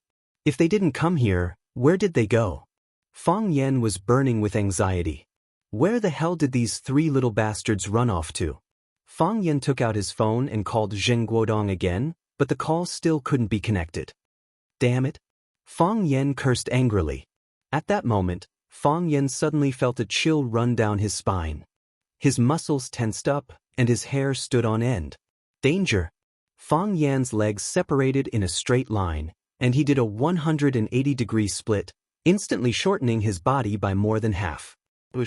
A cold light flashed over his head, almost cutting off half of his head. Fang Yen thought to himself, he's trying to take someone's life. He used one hand to support himself, and his body leaped high into the air. His long legs fiercely kicked toward the flashing silver light. Eagle body bow kick. Black Shadow didn't expect Fang Yan's reaction to be so fast and his counterattack to be so fierce. He had just swung his saber, and he had already made a series of dodging and counterattacking moves. It was simply dazzling. He was already surprised that his first slash missed. He knew that this teacher knew some martial arts. He had injured Wu Ren's student and defeated the coach of Glory Martial Arts School, but they were assassins. Professional assassins. How could killing and performing be on the same level? Seeing his target kick toward his chest, Black Shadow swung his saber diagonally, preparing to cut off a section of his ankle or cut off a piece of flesh from his calf. Fang Yan's straightened legs suddenly bent and retracted it at a 90-degree angle. After he avoided the diagonal slash, his long legs stretched out 180 degrees and suddenly bounced. Bang! Black Shadow grunted. His chest was hit, and his body retreated in a sorry state. Straight kick. Bucket. And straight kick. Because Fang Yan's speed was too fast, and he calculated every possible counterattack move of his opponent. With one hit, the Black Shadow had almost no power to counterattack. Only then did Fang Yan's body land on the ground. His ability to stay in the air was amazing. Black Shadow's body finally stood firm. Moreover, there was a slightly thinner Black Shadow beside the Black Shadow. It turned out that they weren't alone, but in a team of two. Who are you? Fang Yen shouted coldly. He was already sure that this was a trap specially designed for him. Who was it that hated him so much that he wanted to take his life? Jing Guodong, Li Yang, and Qin Tao? Could it be that they hired assassins to deal with him? It couldn't be. How could they be so stupid and crazy? What if it wasn't them? What kind of role did they play in the middle? It was a mess of thousands of things. Monster, the taller figure said coldly. Playing tricks, Fang Yen said sarcastically. I respect the heavens and the gods. I've never paid any attention to the likes of little demons and monsters. Trash like you can only hide in the dark and ambush people when they aren't paying attention. You die as soon as you see the light. What can you do? Thus, the two Black Shadows in the dark became unusually angry. They were practically furious. The way they looked at Fang Yen was as if they wanted to burn him to ashes. We, the monster group, have never been humiliated like this, the shorter figure said. Because the black hood covered their faces, Fang Yen couldn't see their real faces. It wasn't until she spoke that Fang Yen realized she was a woman. Today, I'll let you have a taste of my little goblin methods, the taller man said angrily. To die in the hands of us monsters, consider it a blessing from your previous life, the taller man said angrily. Next year, today will be your death anniversary, the taller man said. Are they really monsters? Fang Yen was shocked.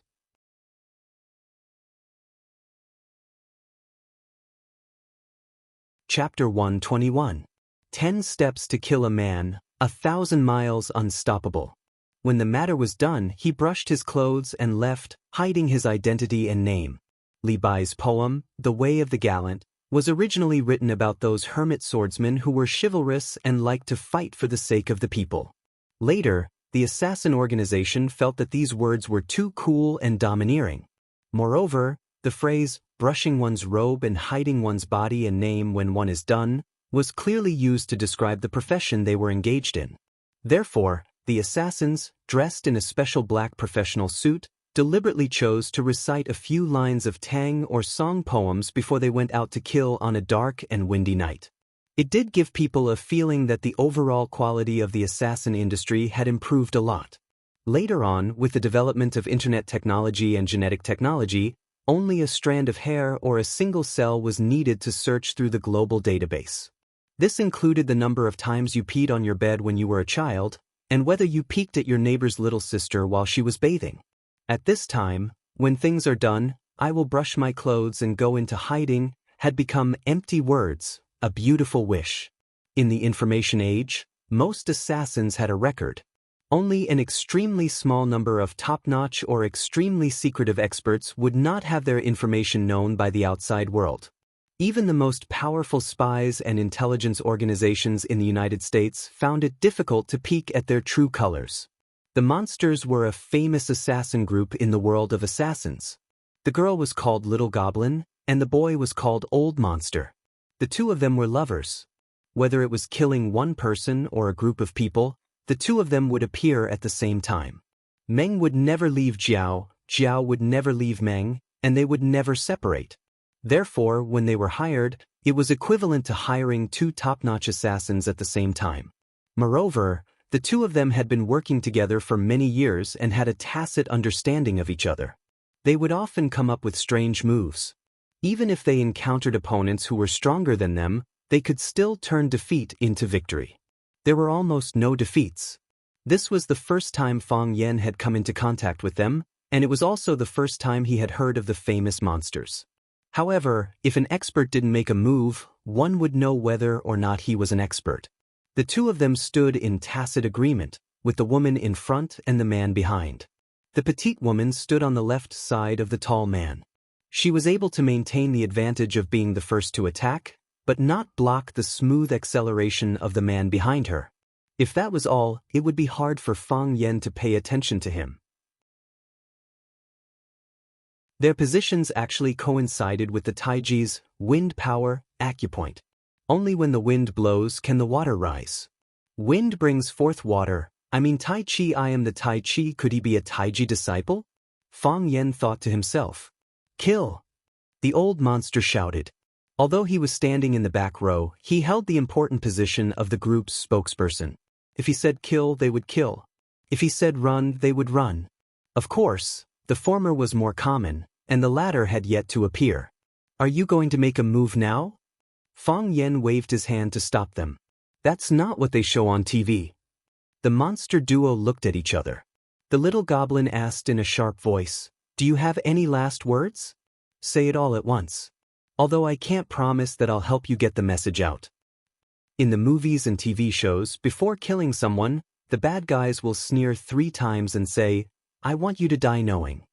Then, he explained clearly why he wanted to kill and who sent him to kill. He explained everything clearly. I'm going to die soon. You can't let me die unjustly, right? Tell me, why do you want to kill me? Who sent you to kill me? Fang Yen felt that it was a waste to die like this. He couldn't be a muddle-headed ghost. He had to be a clear-headed ghost. The little goblin and the old monster felt like vomiting blood. You're going to die soon. Who has the patience to talk nonsense with you? Do you think this is a movie? The opportunity to kill was fleeting. For them, a dead person was the safest. Only a dead person could keep his mouth shut. You don't say it because you don't dare to. Fang Yan sneered. What? You're not confident that you can kill me today? You're worried that I'll leave here alive to take revenge on the mastermind? That's right. That's my plan. Next time, don't say things like, this day next year will be your death anniversary. I've read so many novels. Anyone who said that was killed by the person they wanted to kill. The old monster was furious. He roared, Fang Yan, you dare to bully me? Kill. Before the word, kill, left his mouth, the little goblin had already rushed out. This was tacit understanding. People often use the inelegant phrase, I know you're going to shit before you even lift your butt, to describe the tacit understanding between two people. For the little goblin and the old monster, they could indeed achieve this kind of close cooperation. The little goblin was short and her body was wrapped in a black suit. If it wasn't for the bright moon in the sky, it was almost impossible to catch her movement. Even with the moonlight and starlight, it was still not daytime. She was good at taking advantage of the blind spots of the eyes. Her eyes could not catch up with the speed of her movements. Her figure flashed twice, and she had already rushed to the side of Fang Yan. Only then did she reveal the thin blade hidden on the back of her wrist. The cold and sharp blade went straight for Fang Yan's neck. Whoosh, almost silently, the blade cut at a tricky angle towards the main artery of Fang Yan's neck, which was particularly eye-catching in the eyes of the little goblin. At the same time, the old monster also moved.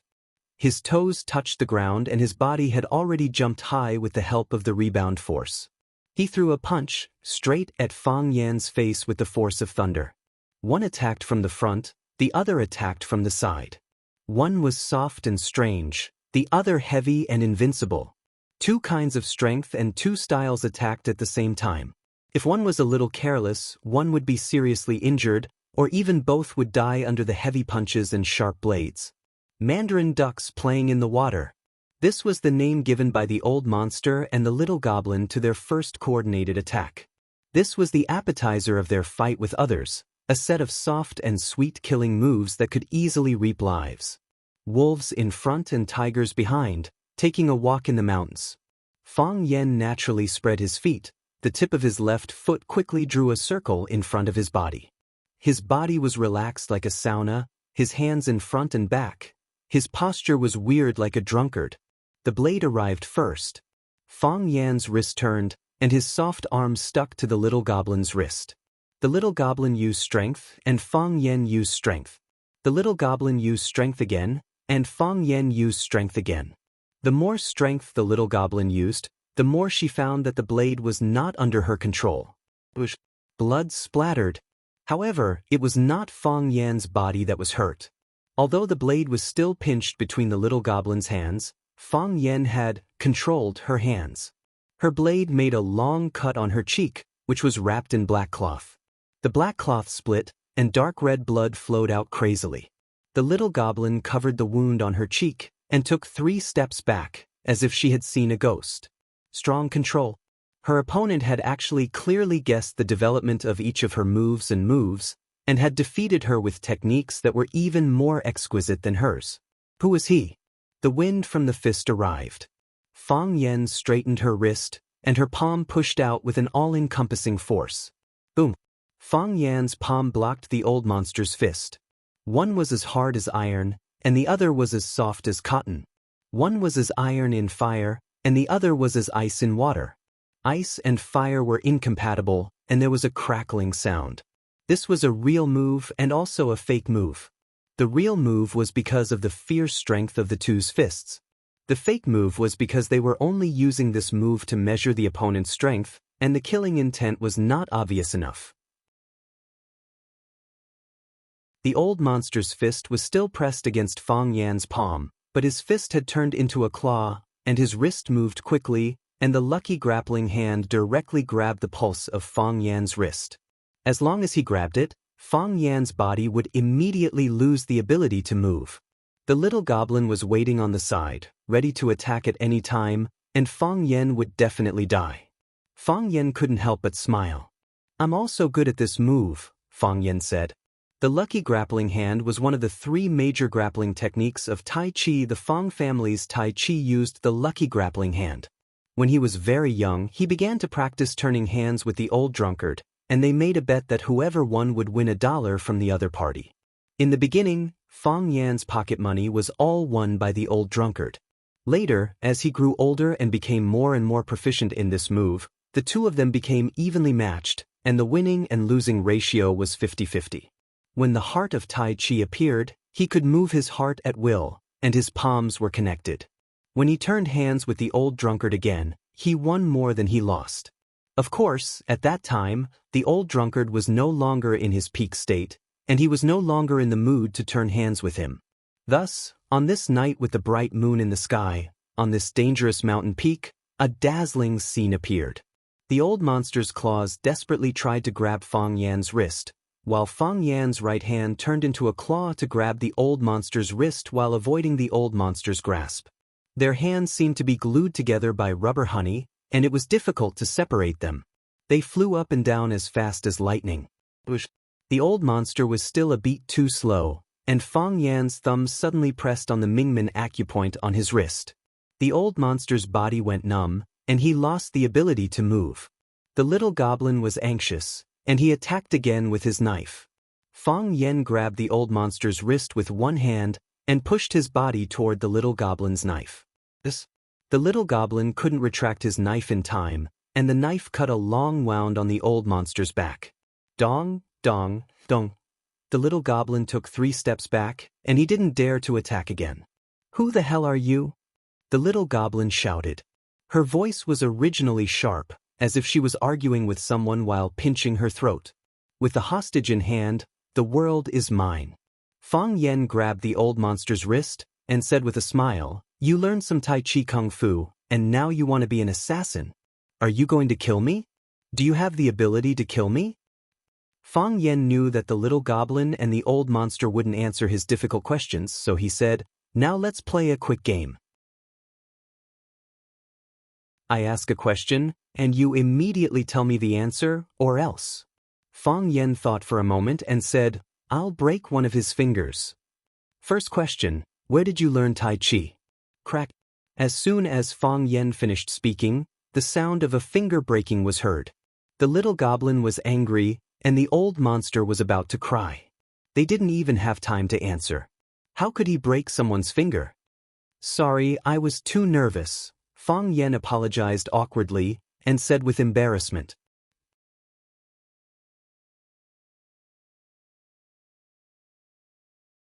Chapter 122. If the little goblin and the old monster were not hostages, the little goblin and the old monster would have been swearing at each other. The hand belonged to the old monster, and the one answering the question was the little goblin. What did it have to do with you? Why are you so nervous? We are the ones who should be nervous, okay? Fang Yan waved his hand, indicating that the previous time did not count. He held the Mingmen acupoint on the old monster's wrist with one hand and grabbed the 5 fingers of the old monster's right hand with the other. Come on, the previous time does not count. Let's continue the game. First question, where did you learn Tai Chi? The little goblin looked at the old monster, as if he wanted to say something. Fang Yan exerted force on his fingers and broke another one of the old monster's fingers. Because Fang Yan exerted too much force this time, the old monster's fingers were almost broken at a 90-degree angle. Even though the old monster had been through hundreds of battles, he still could not bear the pain. He gritted his teeth and groaned. What are you doing? The little goblin roared. He moved his right foot forward, as if he was ready to attack at any time. You did it on purpose. Yes. I did it on purpose this time, Fang Yan said honestly. I didn't explain the rules clearly just now, so I'll add a few more.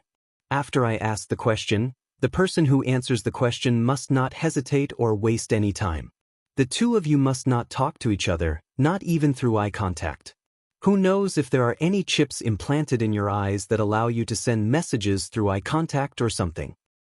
You didn't explain the rules clearly. Why did you break his fingers? The little goblin said angrily. Why should someone else bear the responsibility for your mistake? Fang Yan sneered. He looked at the little goblin and said, You are assassins, not childish kids. Don't you know this better than me? Now, all of you are in my hands. Everything I say is the law. Everything I do is the law. It doesn't matter if it's my fault or not. If I say it's your fault, then it's your fault. Did you tell me the rules when you killed me? I don't think so. The little goblin wanted to say something but stopped. She really couldn't refute Fang Yan's words. If they had succeeded just now, Fang Yan would have been a dead man by now. They wouldn't teach him any rules or play some idiotic game of quick answers. A philosopher in the world of assassins once said, Wasting time is equivalent to slowly committing suicide. Do you understand now? Fang Yan asked with a smile. If you understand, then let's start again. First question, who sent you to kill me? The little goblin opened her mouth but quickly closed it again. This cunning bastard was as cunning as a fox and as treacherous as a coyote. He actually played tricks on them. He actually played interrogation psychology with them. Fang Yan broke the first finger of the little goblin and the old monster when they were defenseless. That was to make them tense and ready to answer any question Fang Yan asked.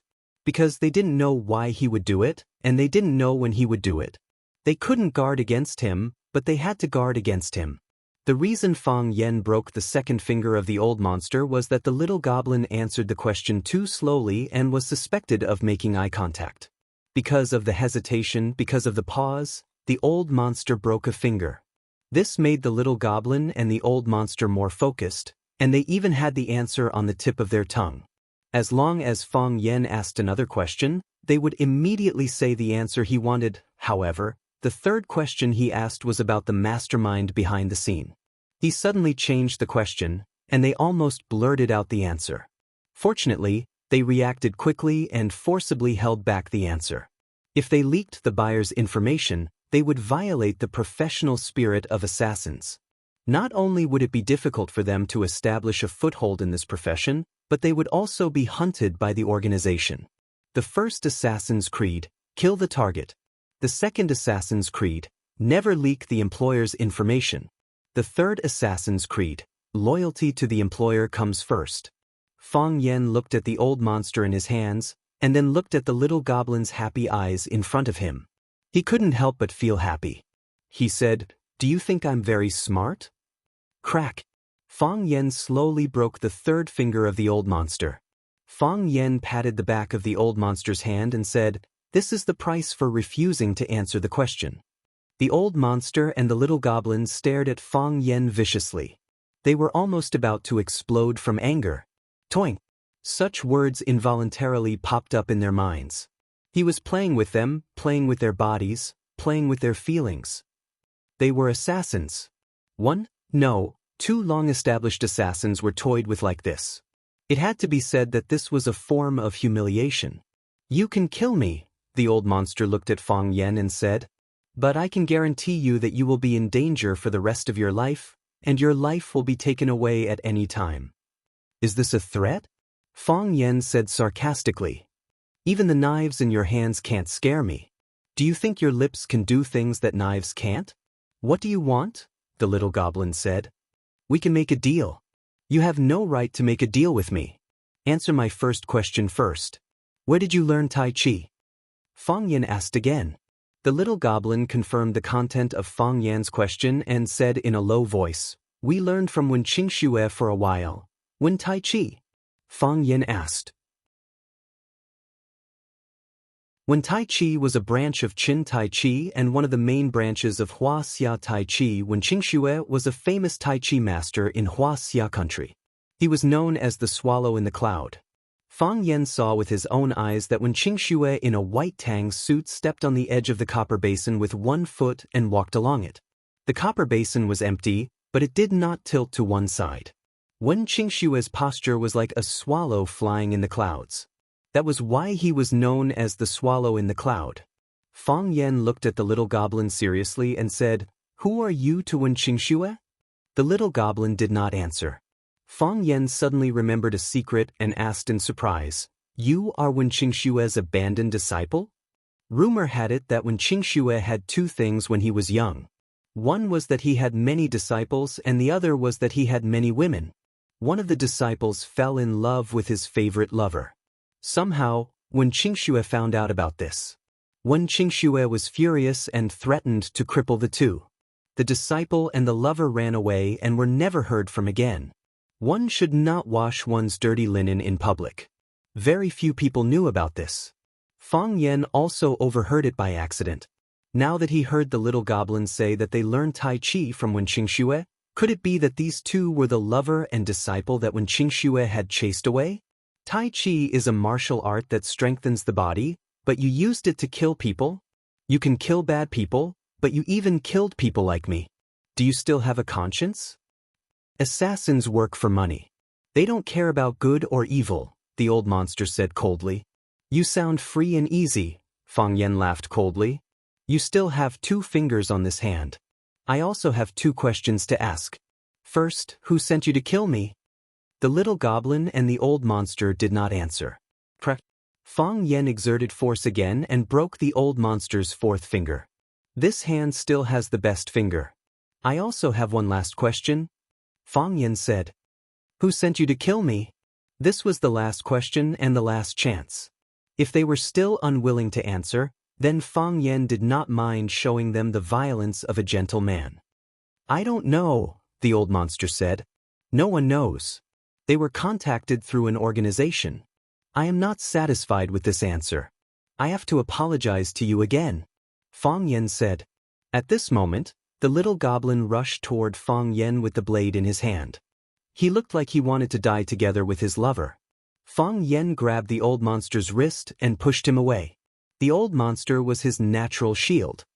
He did not believe that the little goblin would dare to attack his lover, the old monster. As long as the old monster did not die, Fang Yen would not have to worry.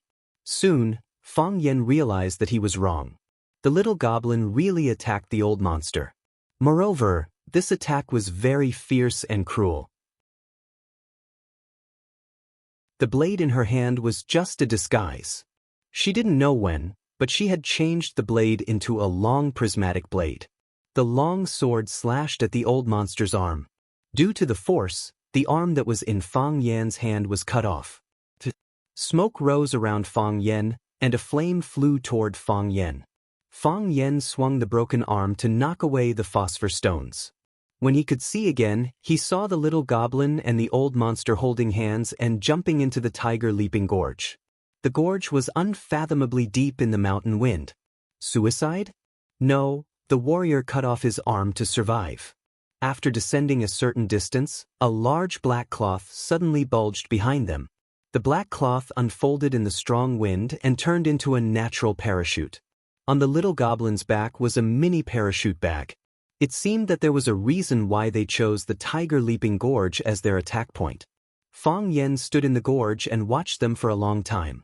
He only retracted his gaze when they disappeared from his sight. Raising his bloody arm, Fang Yen sighed and said, "Killers, killers, they have to kill their own hands at the critical moment." Fang Yen thought that they were really cruel. Ordinary people would not have been able to do this.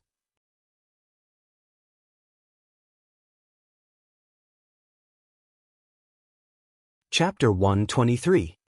Zheng Guodong let out a groan. All the bones in his body were in pain, as if they were about to fall apart. However, if they really did fall apart, those bones would no longer be his bones. He might just become a pile of white bones, and it would not be as painful as this. Zheng Guodong's face was on the ground, and his body was lying on the hard rock below him. Just as he was about to turn his body and change into a more comfortable sleeping or sitting position, someone suddenly shouted, "Zheng Guodong, don't move." Zheng Guodong turned around and looked over with the help of the faint moonlight. It was his little friend, Li Yang, who was shouting at him. His expression was very nervous and frightened, as if there was a Cobra King above his head. If he moved his body, he might provoke the Cobra King and cause it to pounce at him. Poisonous snake?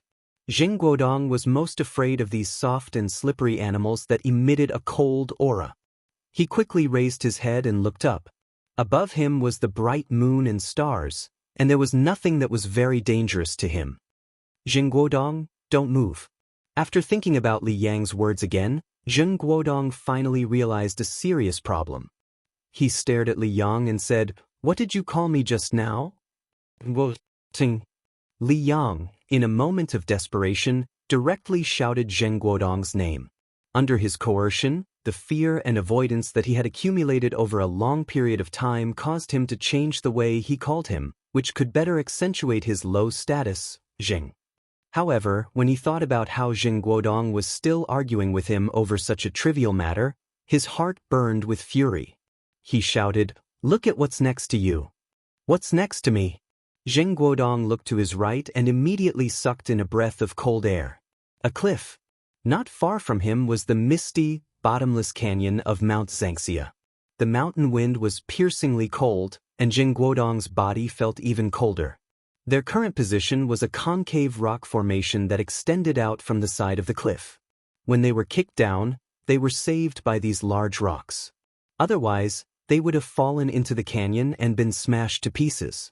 However, if he dared to casually flip it, there was a risk that he might roll out of the groove. Therefore, Li Yang's reminder was timely and crucial.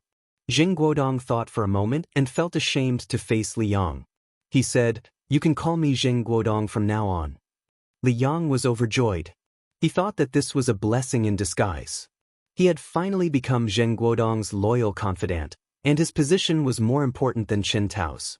The smile on his face froze before it could spread, and the joy in his heart disappeared before it could spread. What was there to be happy about in such an environment and such an encounter?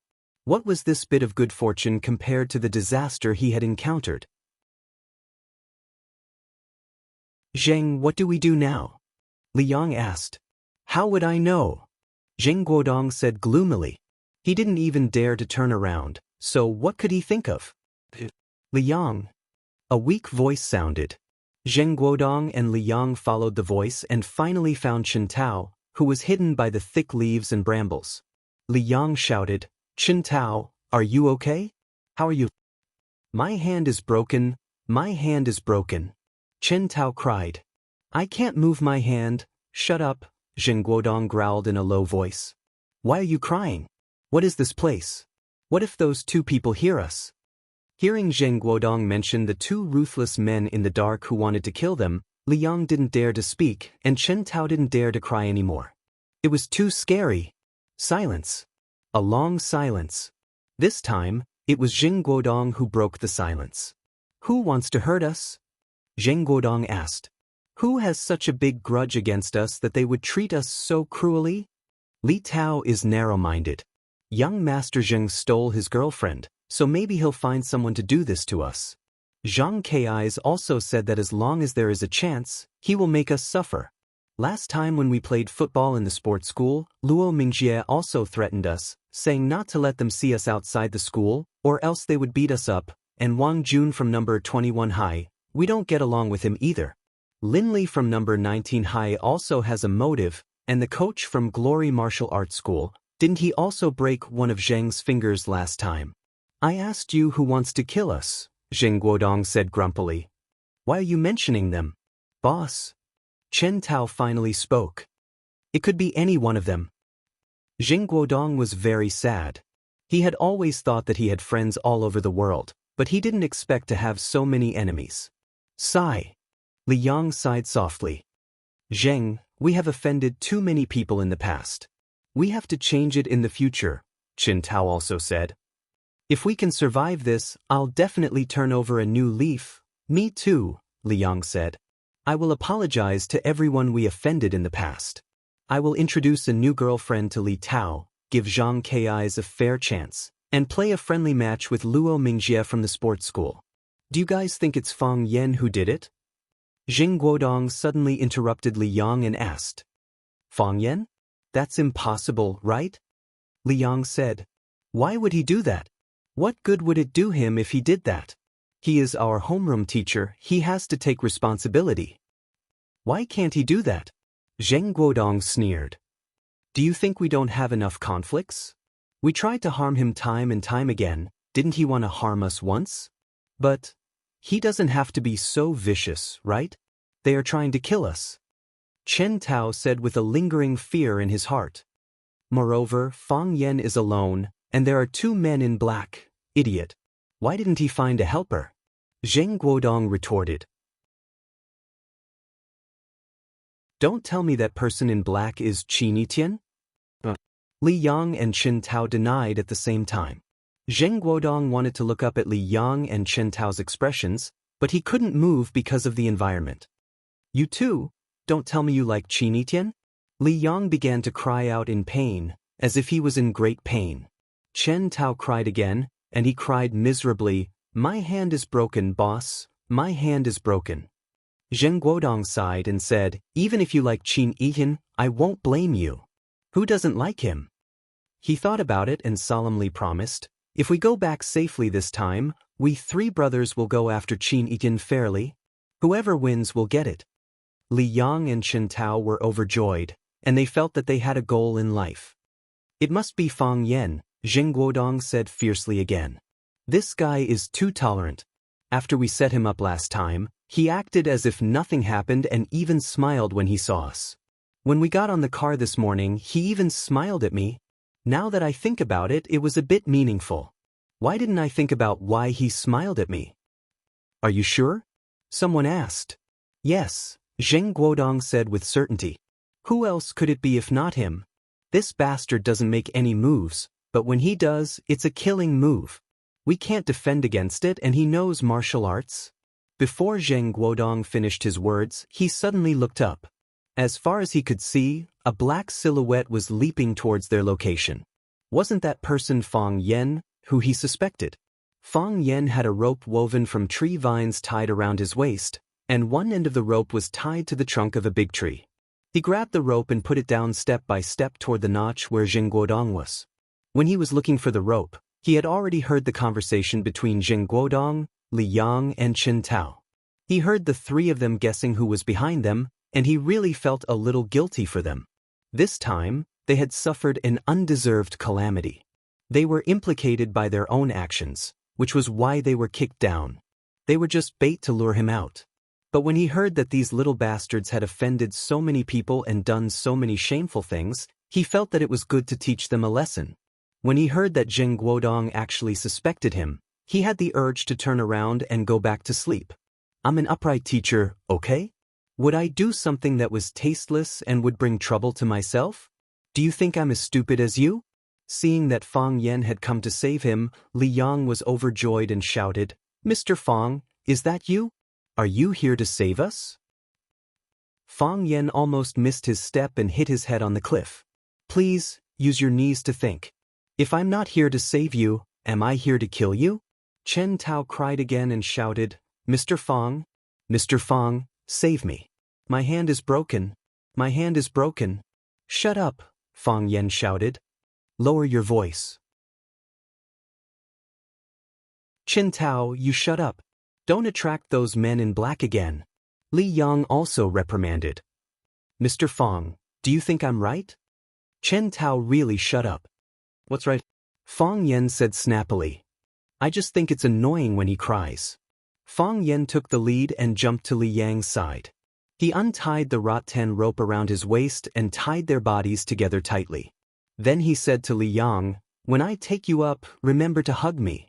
Hug me tightly. Li Yang understood and quickly put his hands around Fang Yan's neck and put his legs on Fang Yan's waist. The 2 hugged each other face to face, and there was no gap between them. When it came to life and death, he would not take it lightly. Fang Yan carried the rattan rope and prepared to climb up. He thought about it and untied the rope around his waist and said, I'll tie you behind my back.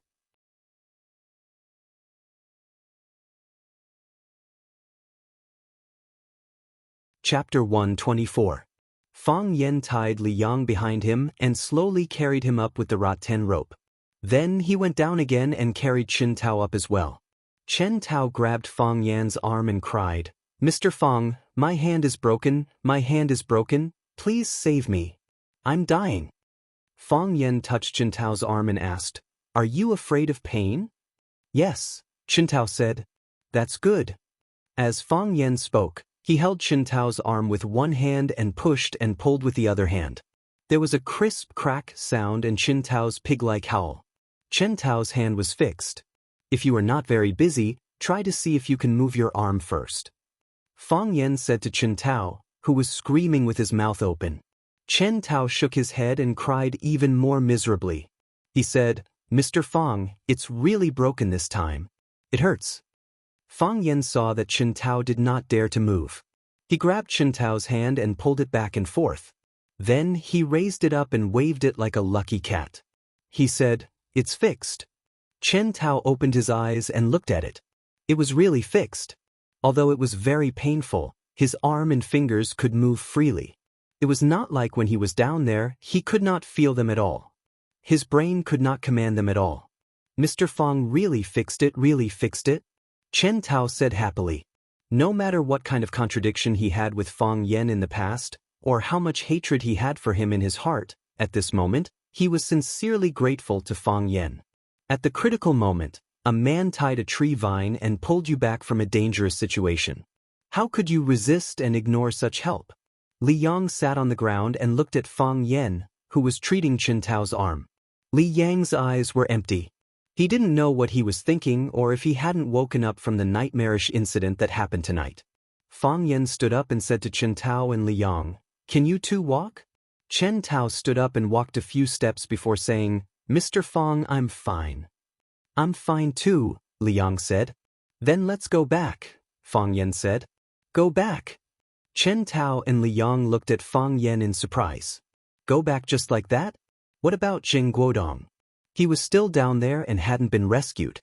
"Mr. Fang, Zheng Guodong is still down there," Chen Tao said anxiously. "Who is Zheng Guodong?" Fang Yan asked. Because Fang Yan didn't lower his voice, Zheng Guodong, who was lying below, heard Fang Yan's words clearly. Hearing that Fang Yan asked Chen Tao and Li Yang to go back and completely ignored his existence, he was so angry that he shouted, "Fang Yan, you bastard, you beast, you bastard! You want to kill me? You are using your power to avenge your private grudge. You just want me to die. Fang Yan, I won't let you go even if I become a ghost. My father won't let you go, and the police won't let you go." Silence. It was dead silence. In addition to the whistling of the mountain wind and the occasional chirping of birds and insects, Zheng Guodong's shouting got no response from anyone. Gone? Really gone? Zheng Guodong almost collapsed. "Fang Yan, you bastard, you want to kill me, you want to kill me? Li Yang, you traitor, you are ungrateful, you are not a good thing. Chen Tao, you dare to leave me behind and run away. When I get out, I will make you suffer. I will make you all die a horrible death." Fang Yan stood on the edge of the cliff, looked at the two young students standing in front of him with pale faces, and said, "Now do you see what kind of person he is? I can understand that you didn't know before. Now if you still don't know, it only proves that you are stupid. It doesn't matter if a person is simple or stupid, but if he is stupid, he will hurt others and himself." Chen Tao opened his mouth again and again, but in the end, he couldn't say anything. Li Yang looked at the bottom of the cliff, and then looked at Fang Yan, and said in a weak voice, "Mr. Fang, save him. No matter what, he is your student." "I don't think so." Fang Yan sneered. "I can't be everyone's teacher, but not everyone is worthy of being my student. I have a reputation to cherish, and I have feathers to protect. I am selfless, and I am willing to impart my knowledge to you selflessly. I am also selfish, and I don't want to nail myself to the pillar of shame in history because of a fly." Fang Yan glanced at the bottom of the cliff and said, "I think he is definitely not willing to recognize me as his teacher." Li Yang and Chen Tao were silent. They understood Zheng Guodong's character, and they also knew what they had done to Fang Yan. If it hadn't happened tonight, the two of them would probably be plotting with Zheng Guodong on how to expel Fang Yan from the school. "However, I will still save him," Fang Yan said. "Thank you, Mr. Fang," Li Yang said. "You are great. In the past, we really let you down. Mr. Fang, we have done a lot of wrong things. I hope you can forgive." Chen Tao also said with a face full of guilt. "I have to save him." Fang Yan smiled bitterly. "I brought him out, so I have the responsibility to bring him back." no matter how much I dislike him. You two wait up there for a while, Fang Yan said. Then he pulled the vine rope again and climbed down to save the guy who was still shouting. The sky had just revealed a touch of white, and the students of Class 9 had already gathered at the entrance of the hotel. When Huang Haoren called the roll, Zheng Guodong and his two King Kong, Li Yang and Chen Tao did not appear, and everyone was used to it. The three of them were the oddities of the school, and usually they never put the rules and regulations in their eyes. Because of their strong background, the teachers of the school could not do anything about it, so they could only let them be. Mr. Fang, Zheng Guodong, Li Yang, and Chen Tao are not here, the rest are all here. Huang Haoren ran to Fang Yan and reported. Jiang Qin and Yuan Lin were also among the students, but they were not on the list of Class 9. It's okay, Fang Yan said with a smile.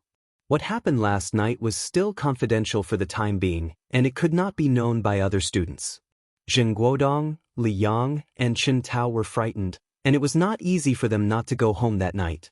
Now that they were not willing to participate in the activity, it was understandable. At this moment, Li Yang and Chen Tao ran out of the hotel. Chen Tao ran while zipping up his hoodie.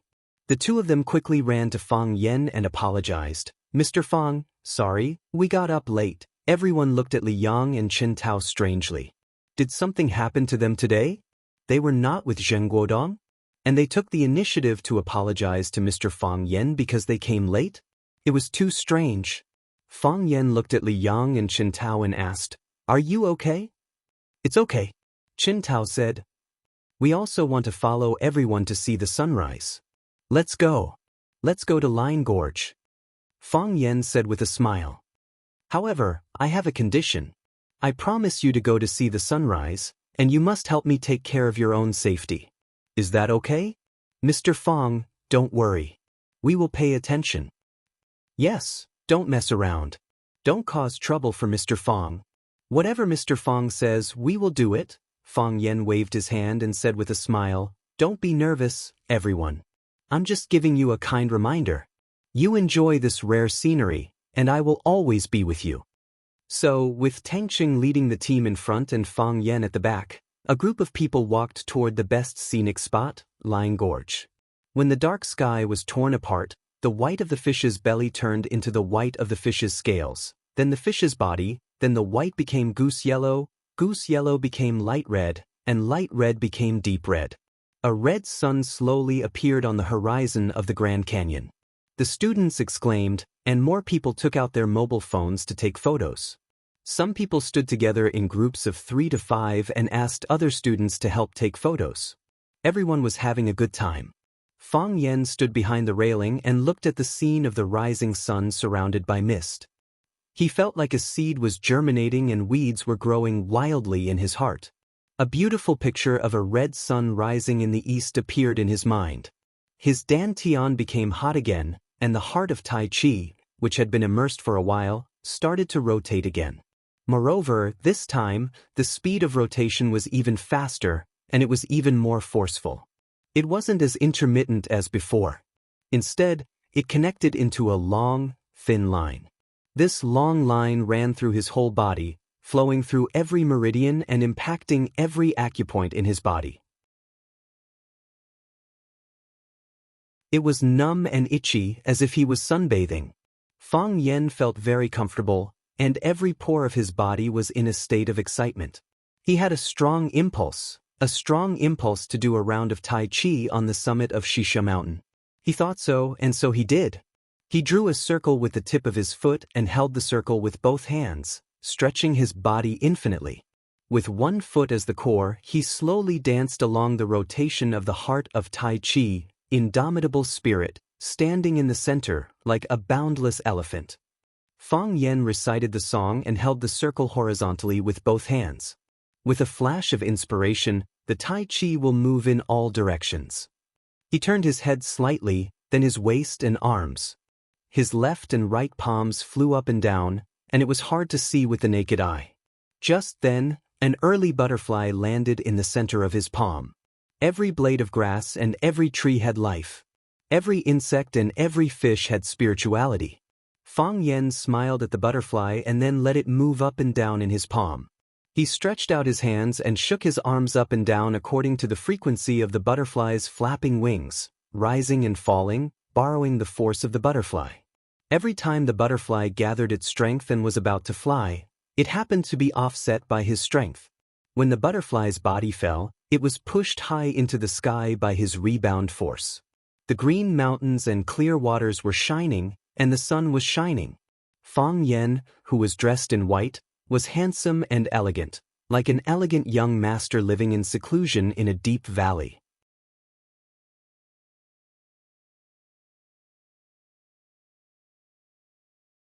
Chapter 125. Fang Yen opened his palm, and his arm rose and fell up and down. The butterfly was like a boat in the sea, being tossed up and down and unable to escape. He exerted his strength lightly, and his posture was freehand. The man and nature were integrated into one, like a beautiful landscape painting. Look! Yuan Lin pulled the arm of Jiang Qin, who was excitedly taking photos of the red sun, and pointed to Fang Yen not far away and shouted. Jiang Qin turned around, and his eyes lit up instantly. He was immediately fascinated by the scene in front of him. At this time, Fang Yen danced with the wind, and the red light all over the sky enveloped him. He was ethereal like a hidden master or a peerless immortal. So handsome! Yuan Lin's eyes were also full of little stars. Uncle is so handsome. I didn't expect a man who does Tai Chi to be so charming. Jiang Qin was silent and did not answer. He just stared at Fang Yen not far away with burning eyes. Sweetheart, say something. Are you stunned? Yuan Lin grabbed Jiang Qin's arm and said. She hoped that what she said could get Jiang Qin's response and resonance. Jiang Qin's silence made her very disappointed. Not only handsome, Jiang Qin said. His eyes never left Fang Yen. What is that? Temperament, Jiang Qin said. I don't think I'll be able to see such a temperament in any other guy ever again. Yuan Lin thought about it and said with annoyance, it's really annoying. Everyone came out to watch the sunrise together, which was the most exciting thing for Tangqing. Because when everyone came out together, Qin Yiyan would also come out. When Qin Yiyan came out, he would have the opportunity to watch the sunrise alone with her. Of course, as the famous school hunk in the school, he was embarrassed to show all his happiness on his face. Today, Tangqing deliberately chose a set of white clover sportswear, which made him look outstanding in the crowd, like a dazzling and proud white swan. As soon as he appeared, he immediately attracted the cheers of many girls in the class. Tangqing had always been by Qin Yiyan's side. Being able to watch the sunrise with his beloved girl would definitely leave a sweet and deep memory in her heart. Decades later, she could even take it out to drink. Qin Yiyan looked at the rising red sun in the Grand Canyon, as if he was stunned by the beautiful scenery in front of him. He did not speak for a long time.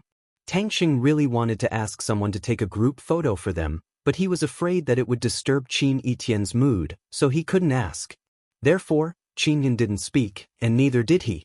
Qin Yiyan looked at the scenery in front of him attentively while Tangqing looked at Qin Yiyan attentively. You stand on the bridge and look at the scenery. The person who looks at the scenery is looking at you from the bridge.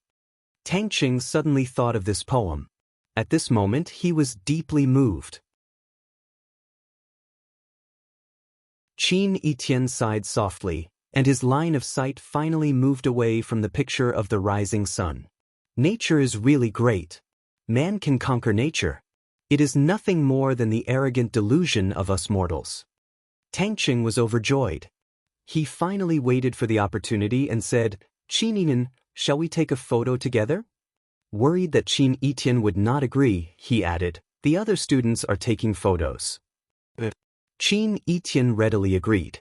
Tangqing waved his hand and shouted, Fang Hong, come and help us take a photo. Fang Hong trotted over and asked, do you want to use my camera or your mobile phone? Use my mobile phone, Tangqing said. He was worried that if he used someone else's mobile phone or camera, these guys would secretly save a copy of Qin Yiyan's photo. They would definitely do so. It should be known that Qin Yiyan would not take a photo with anyone easily. Fang Hong took Tangqing's mobile phone and said, are you ready? Tangsheng and Qin Etian turned around and prepared to take a photo with their backs to the red sun. Tangsheng thought about it and stood closer to Qin Etian. He thought about it again and stood closer. He wanted to be closer, but he did not dare to move this time. "Get ready," Fong Hong shouted. At this moment, someone shouted, "Look at Mr. Fong, look, it's really Mr. Fong. Teacher Fong is doing Tai Chi. He's so cool." Hearing everyone's voice, Qin Etian also looked in the direction of Fong Yen. Her eyes were full of affection, and the corners of her mouth were slightly raised, with a heartwarming smile. Fong Hong also wanted to see teacher Fong Yen do Tai Chi, but since he was entrusted by someone, he must do the things at hand first. So, he shouted, "Tangsheng, are you two ready?" Tangsheng looked at Qin Etian's side face and saw that when she stood with him, she turned her head to look at another man seriously and attentively. He saw the joy and obsession in her eyes. How could such a scene be taken? Even if it was taken, it would be a great irony to himself, right? Tangsheng waved his hand and said weakly, "For the time being, let's not take photos." It had to be said that this scene was too surprising. Just now, the students of Class 9 took out their cameras and mobile phones to take photos of the red sun and the beautiful scenery of Xianxia in the early morning. Now, everyone pointed the camera at Fong Yen, who was doing Tai Chi, and moved the shutter. Click. Even Qin Etian, who never took photos, took out a special mobile phone, adjusted the focus, and froze the picture of Fong Yen doing Tai Chi. Even some tourists who deliberately stayed at Xianxia Mountain to watch the sunrise took out their mobile phones and kept taking photos when they saw Fong Yen, who was an anomaly. Someone said happily, "Xianxia Mountain is developing better and better." The last time we came, they didn't specially send people out to do Tai Chi for us. I didn't make a mistake asking you to come here, did I? Fong Yen was so lost in his own world that he couldn't hear the praises and comments of his friends around him. He didn't even notice that they were taking photos of him. He followed the guidance of the heart of Tai Chi and performed the moves of Tai Chi in his mind. Fong Yen was Tai Chi and Tai Chi was Fong Yen. With the heart of Tai Chi as a medium, he finally became one with Tai Chi again and became a complete ball. He could adjust his breathing and he could look inside his body. Under Fong Yan's waving, the power of Tai Chi in the heart of Tai Chi circulated faster and faster.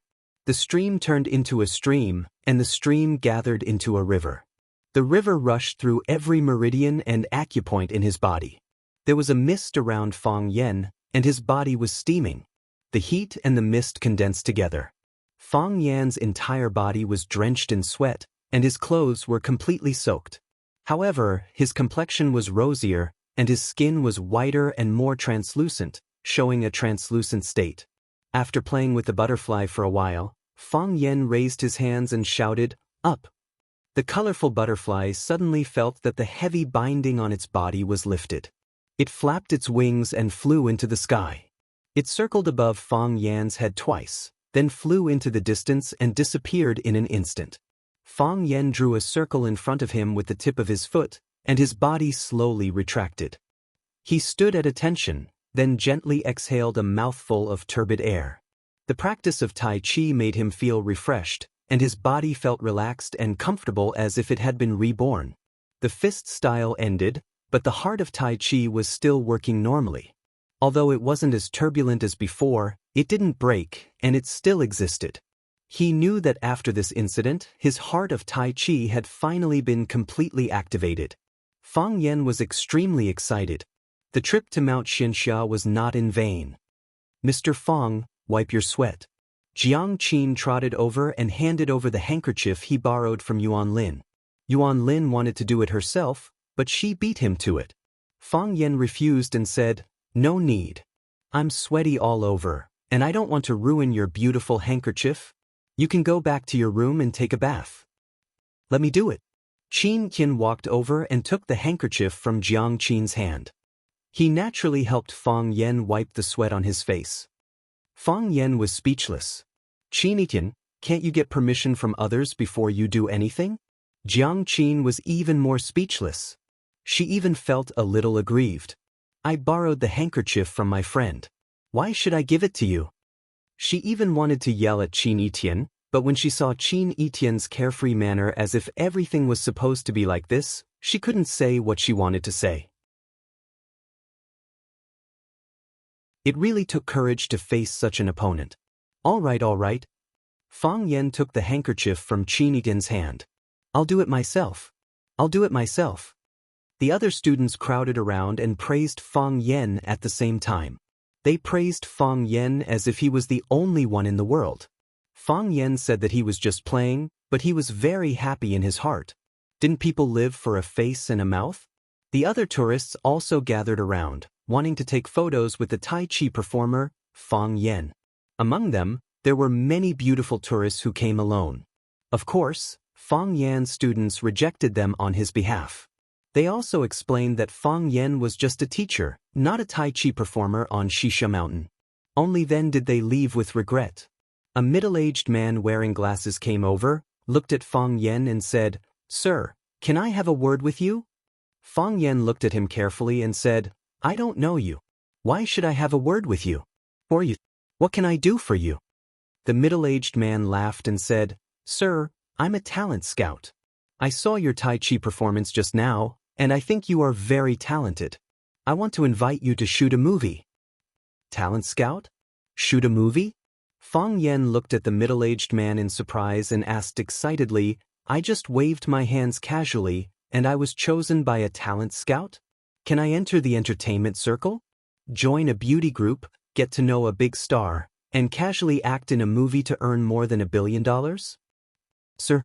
The middle-aged man was speechless. "I think you think too much."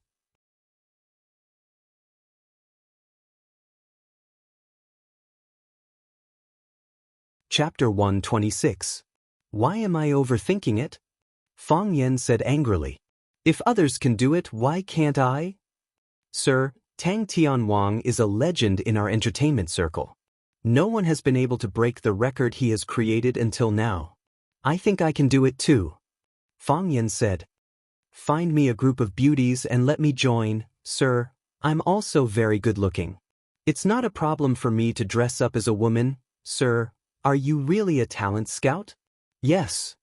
"Then you can't see that I have the potential in this area?" "Sir, to tell you the truth." The middle-aged man was on the verge of collapse. "I don't see it. You insulted me like this, and you still want to borrow a step from me? I have something very important to talk to you about. Isn't it just filming? You still have the nerve to ask me to be the lead in a movie that can't get $1 billion in the box office? Sir, we're not looking for you to be the lead. Well, we want to work with you on some details." "How detailed?" "Shoot some MV scenes." Fang Yan shook his head and said, "No. First, I won't take on movies that aren't big investments. Second, I can't trust you. I know that talent scouts are all on the street. When they see a beautiful girl, they rush up and say, 'Miss, I think you have a lot of potential. Would you like to go back with me to make a movie?' Then they take her to a very remote and dilapidated room for an interview, saying that they want to test your acting skills and comprehension, and then they ask the girl to take off her clothes. You're not trying to sleep with me, are you?" "Sir, we don't have such considerations. Our Huaxing Entertainment is a big company. It's impossible for us to do such a thing." "Who knows?" Fang Yan sneered. "When the time comes, if I'm really deceived by you, I won't be able to answer even if I cry for help. How can I guarantee my innocence?" The middle-aged man knew that he had to tell the truth. He glanced around and said in a low voice, "Sir, I'm actually not a talent scout. I'm Miss Xia's agent.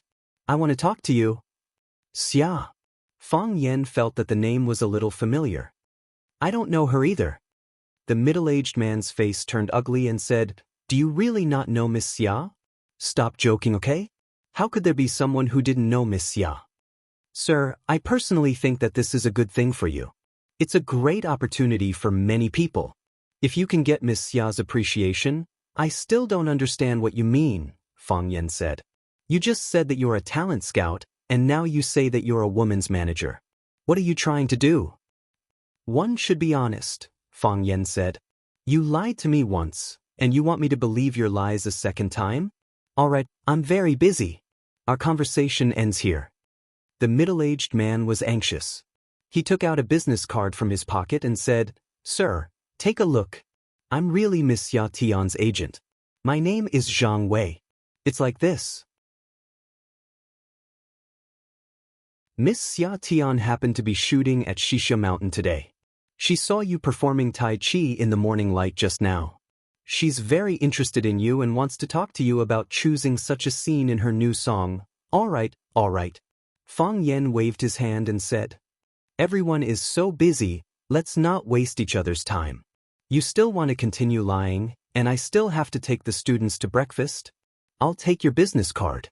Let's talk next time." Fang Yan waved his hand and said, "That's it. Bye."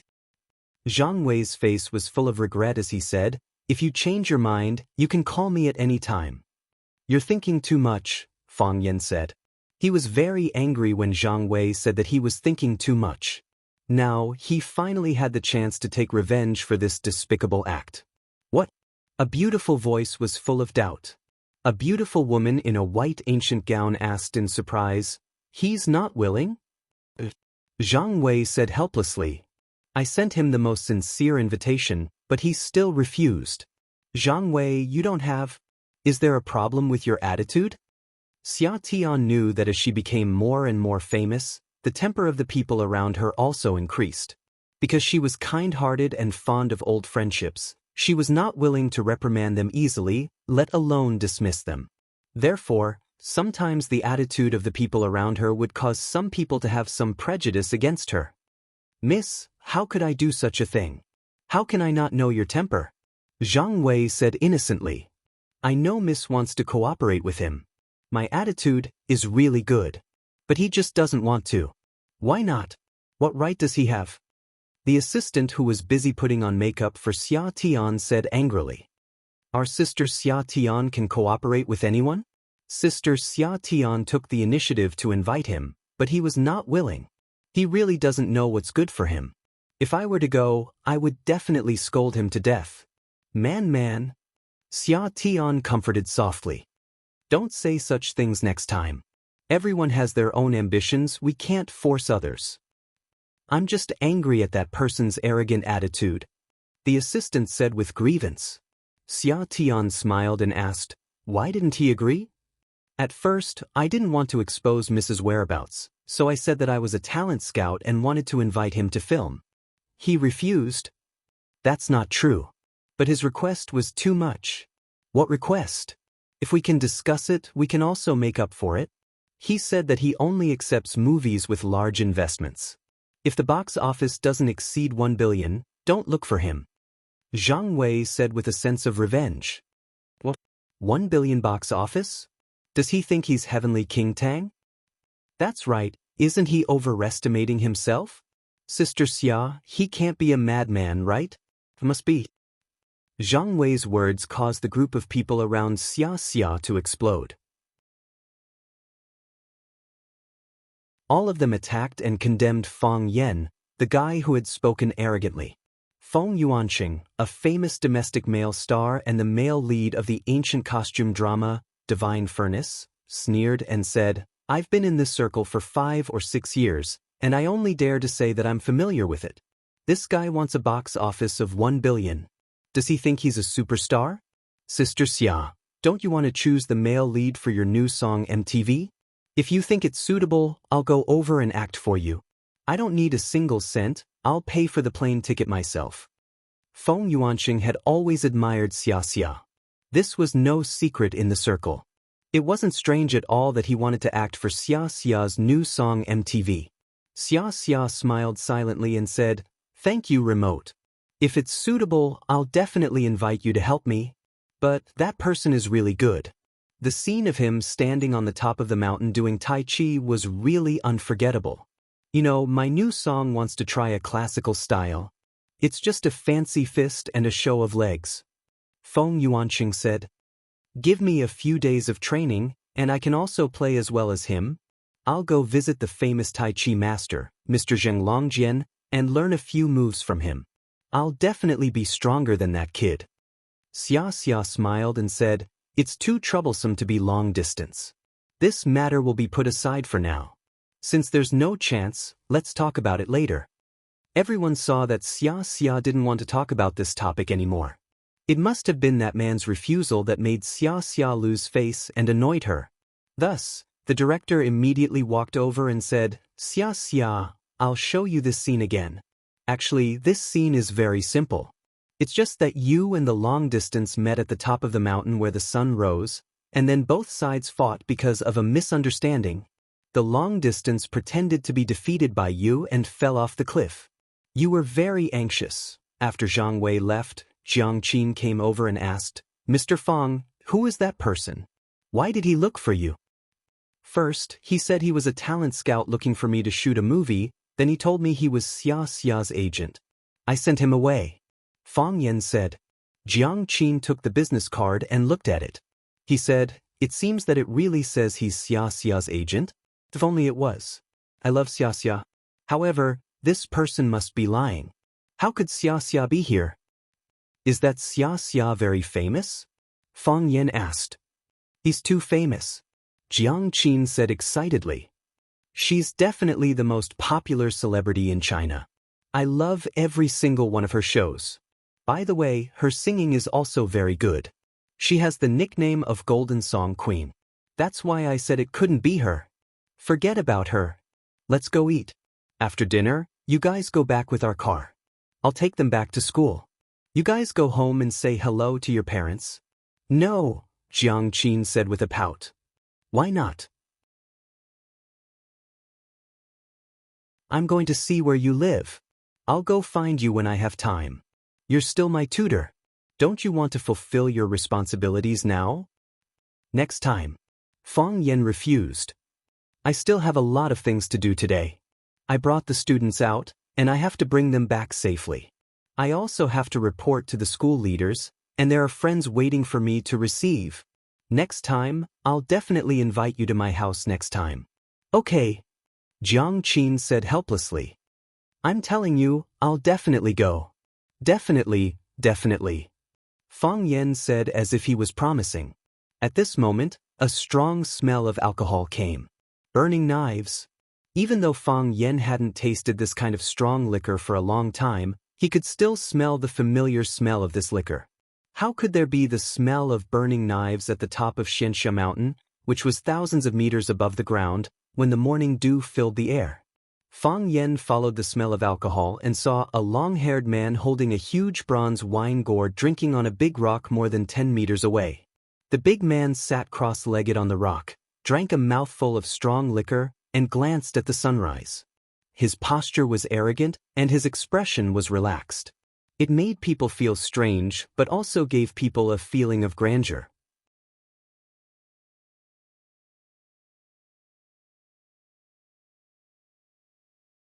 Chapter 127. Fang Yan's eyes were slightly cold as he said to Jiang Qin and Wang Lin, "You two go back to the hotel with them for breakfast. I still have some personal matters to deal with." Jiang Qin didn't notice the danger and wanted to continue to stay with Fang Yan. She asked puzzledly, "What else is there?" "I feel a little uncomfortable," Fang Yan said while holding his stomach. He looked like he was in unbearable pain.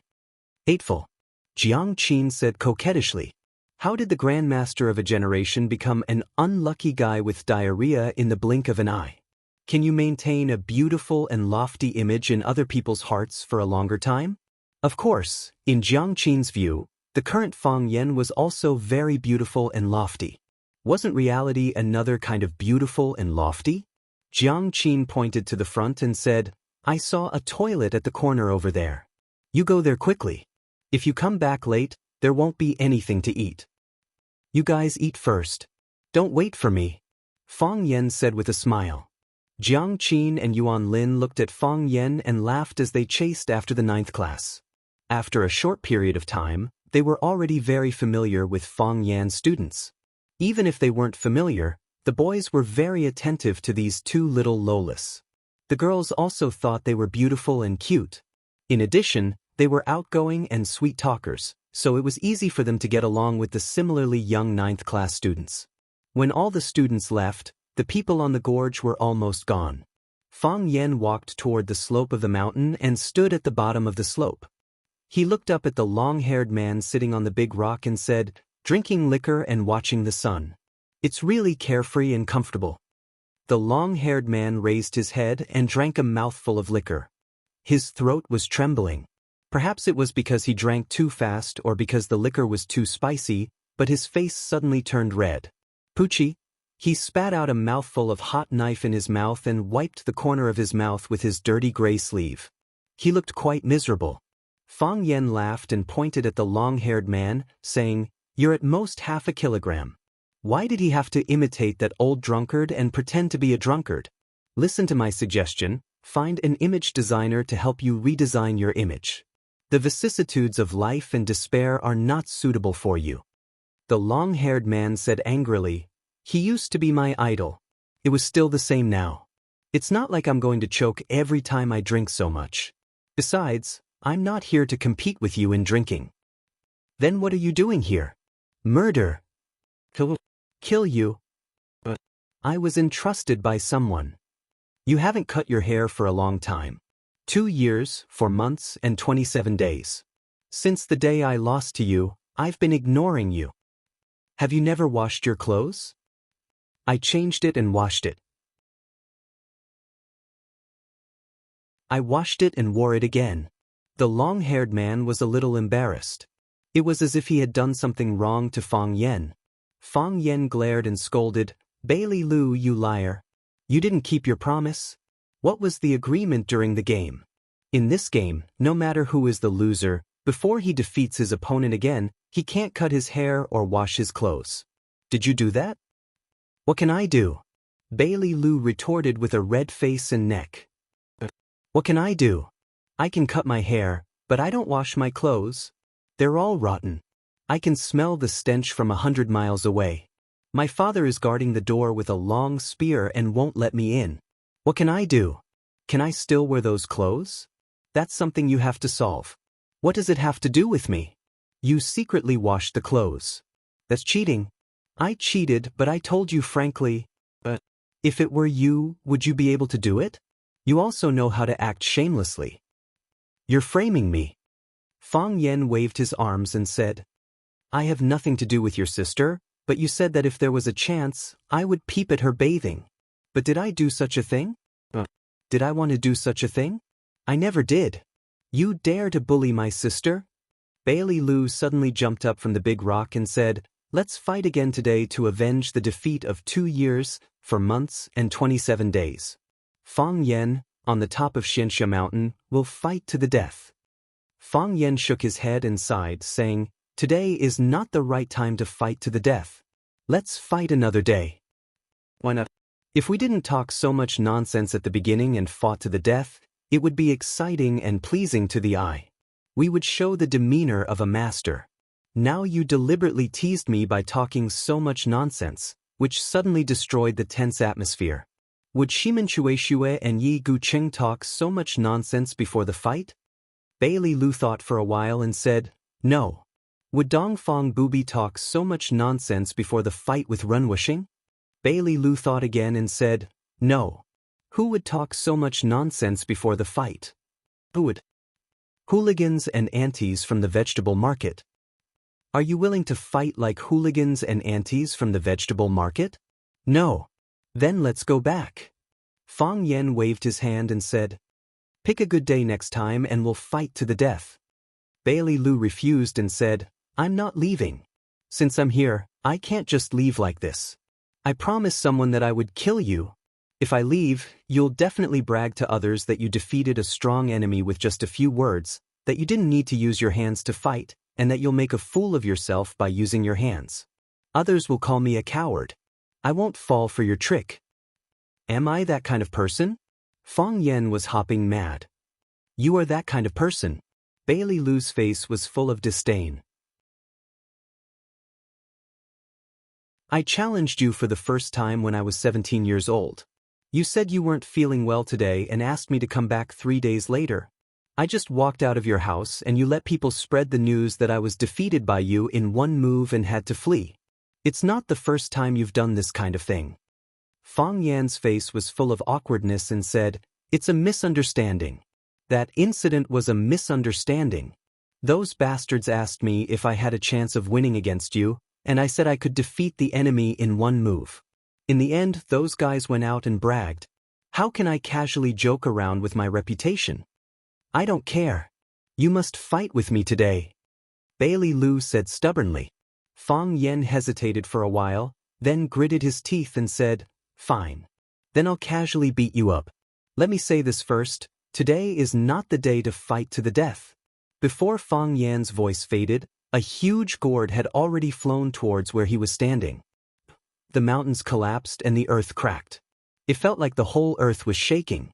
The loud sound reverberated in their ears, almost piercing their eardrums. Grass and trees flew, and gravel turned to dust. At the place where Fang Yen had just stood, the heavy wine gourd had smashed a big round pit. Bailey Lu, you dare to sneak up on me. Fang Yen waved away the dust and smoke in front of him and shouted. If I don't sneak up on you, then it's your turn to sneak up on me. As Bailey Lu spoke, his huge body had already leaped down from the big rock. His big feet stepped heavily on the side of the wine gourd. With a flick of his toes, the wine gourd had already flown from the ground into his hand. Holding the handle of the gourd, he swung the huge wine gourd and smashed it towards Fang Yan's head.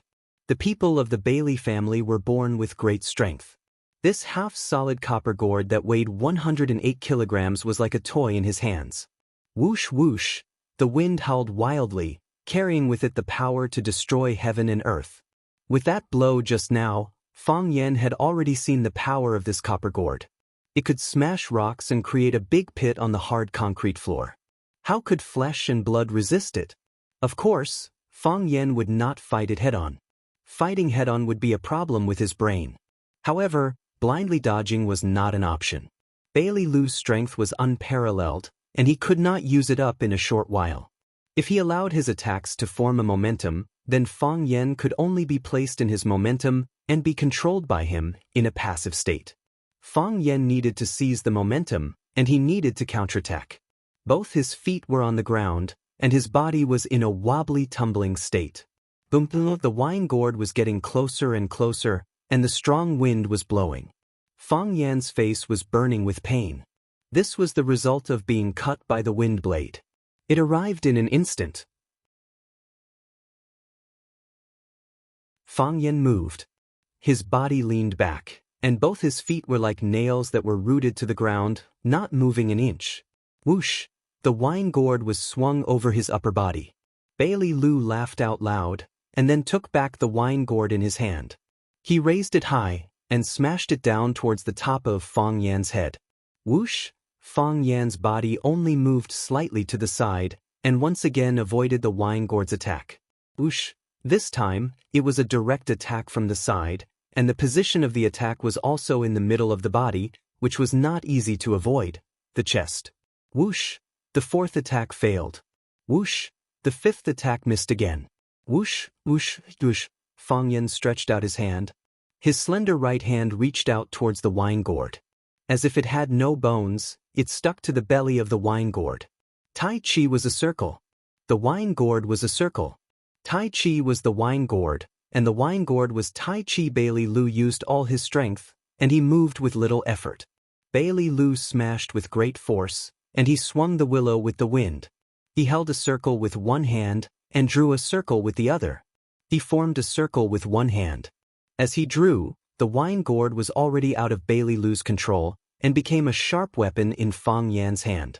Circle upon circle, and the man and Tai Chi became one. This was the true meaning of the heart of Tai Chi. The 108 kilograms copper wine gourd spun and jumped in Fang Yan's palm. Fang Yan did not use any strength, but he borrowed the strength of Bailey Lu and the weight of the wine gourd itself. Damn it! Bailey Lu lost his gourd, and with a loud roar, he rushed towards Fang Yan desperately. Fang Yan stretched out his left hand and pushed hard. Boom! The wine gourd spun at a speed that was hard to be seen by the naked eye, and then smashed towards Bailey Lu's body. Bang! Bailey Lu's body flew backward and fell towards the line gorge not far away.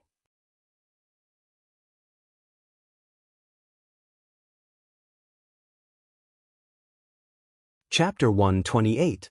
If he is strong, let him be strong, like a cool breeze caressing the hills. If he is unruly, Let him be unruly, like the bright moon shining on the great river. If he is cruel, let him be evil, I will be full of vital energy. This sentence was from the 9-Yang Sutra in Jin Daxia's masterpiece, The Heaven Sword and Dragon Saber. Jin Daxia obviously didn't know Kung Fu, but some scholars believed that Jin Daxia must know Tai Chi, or that he was a researcher of Tai Chi culture. Because what he said was almost a true portrayal of Tai Chi's technique of exerting force. Fang Yan was a descendant of the Tai Chi family. Although he thought that Tai Chi was broad and profound, it couldn't be summed up by Jin Daxia's words. However, he couldn't deny that using softness to overcome hardness was the core essence of Tai Chi. Using strength to fight strength, I won't use strength. Hitting an ox across the mountain won't hurt me. This was why Tai Chi looked powerful and pretentious. Compared to hard skills, soft skills were the most difficult to practice. Compared to a heavy sword, a soft sword was the most difficult to use. However, once it was learned, it would be invincible. Of course, this referred to the situation where the two sides were evenly matched.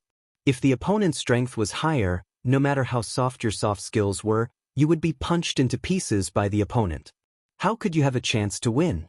The Bailey family was famous for their strength, and Bailey Lu was the leader of the younger generation of the Bailey family. Therefore, he challenged Fang Yan's Tai Chi with brute force, which was a risk in itself, especially when Fang Yan's heart of Tai Chi was activated again. Bailey Lu let out a muffled groan. His huge body was heavily smashed by the wine gourd, and he flew towards the Line Gorge. The gorge was unfathomable, and falling down was bound to be smashed. However, Fang Yan didn't stop there. He rushed to the side of the cliff and pulled out a road sign slate from the soil. Then, he held the slate and smashed it towards the place where Bailey Lu had just fallen. He proved with his own actions that hitting a person when he was down was not a moral problem at all. Falling off the cliff was the real scum. Boom, the slate whistled down, following Bailey Lu's body. Fang Yan was still worried. He moved his toes and threw the small stones on the ground towards the cliff. There's bound to be one piece of an inescapable net that can hurt you. Clang. A crisp sound was heard. Fang Yan hurriedly ran to the edge of the cliff, only to see that the 108 Jin wine gourd was actually flying up from below. The sound just now came from the stone hitting the wine gourd. Fang Yan tapped the ground with his toes and jumped off the cliff. Both of his feet stepped on the body of the wine gourd. With a force of 1,000 Jin, he was determined to make the wine gourd sink rapidly. Bang! Fang Yan's feet landed on top of the huge wine gourd. The wine gourd was suppressed by Fang Yan's strength and fell down the cliff like a swallow with a broken wing. The mountain wind whistled, and the white fog rolled. Dressed in white, Fang Yan stood on top of the wine gourd and descended rapidly between the mountain streams. He looked like a celestial deity riding on a flying gourd. After falling for several hundred meters, a loud shout suddenly came from below the wine gourd. Roar! A muffled roar that was suppressed to the extreme and exploded to the extreme was heard. Suddenly, an earth-shattering force came from the bottom of the wine gourd. Clang! The wine gourd's body trembled violently. Fang Yan's feet, which were standing on top of the wine gourd, also felt numb and pain. The wine gourd flew up into the sky like an unstoppable rocket. Even Fang Yan's body flew up from below the cliff. Clang! Another loud noise rang out. The wine gourd's ascent slowed down a little, then accelerated again. Clang! Another loud noise rang out. The wine gourd rushed even faster. His head was bleeding, and his long hair disheveled. Bailey Lu looked like a wild man in the valley, or like an enraged ape monster. Punches after punches landed on the bottom of the wine gourd. He used his brutal body, his strong ability to stay in the air, and the strength of the rocks on the mountain walls, the rattan ropes, and the wine gourd's own driving force to rush forward. Pressing forward with indomitable will. In the world of martial arts, only speed is unbeatable. In the world of martial arts, only strength is unbeatable. Great strength is unbeatable. Roar! Another bestial howl rang out. Clang! Bailey Lu's heaviest and most ruthless punch landed on the bottom of the wine gourd. Fang Yan, who was wearing shoes, felt that the wine gourd was boiling hot, as if it was about to burn and melt. His toes touched the ground, and his body floated diagonally towards the top of the cliff. Whether it was playing chess or fighting, the most frightening thing was that the two sides had a continuous momentum. After Bailey Lu's 9 punches, his attack had already formed momentum. Unstoppable! The wine gourd's ascent and his leap were already difficult to stop.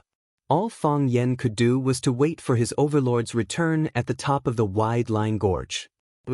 Fang Yan's toes landed lightly on the ground.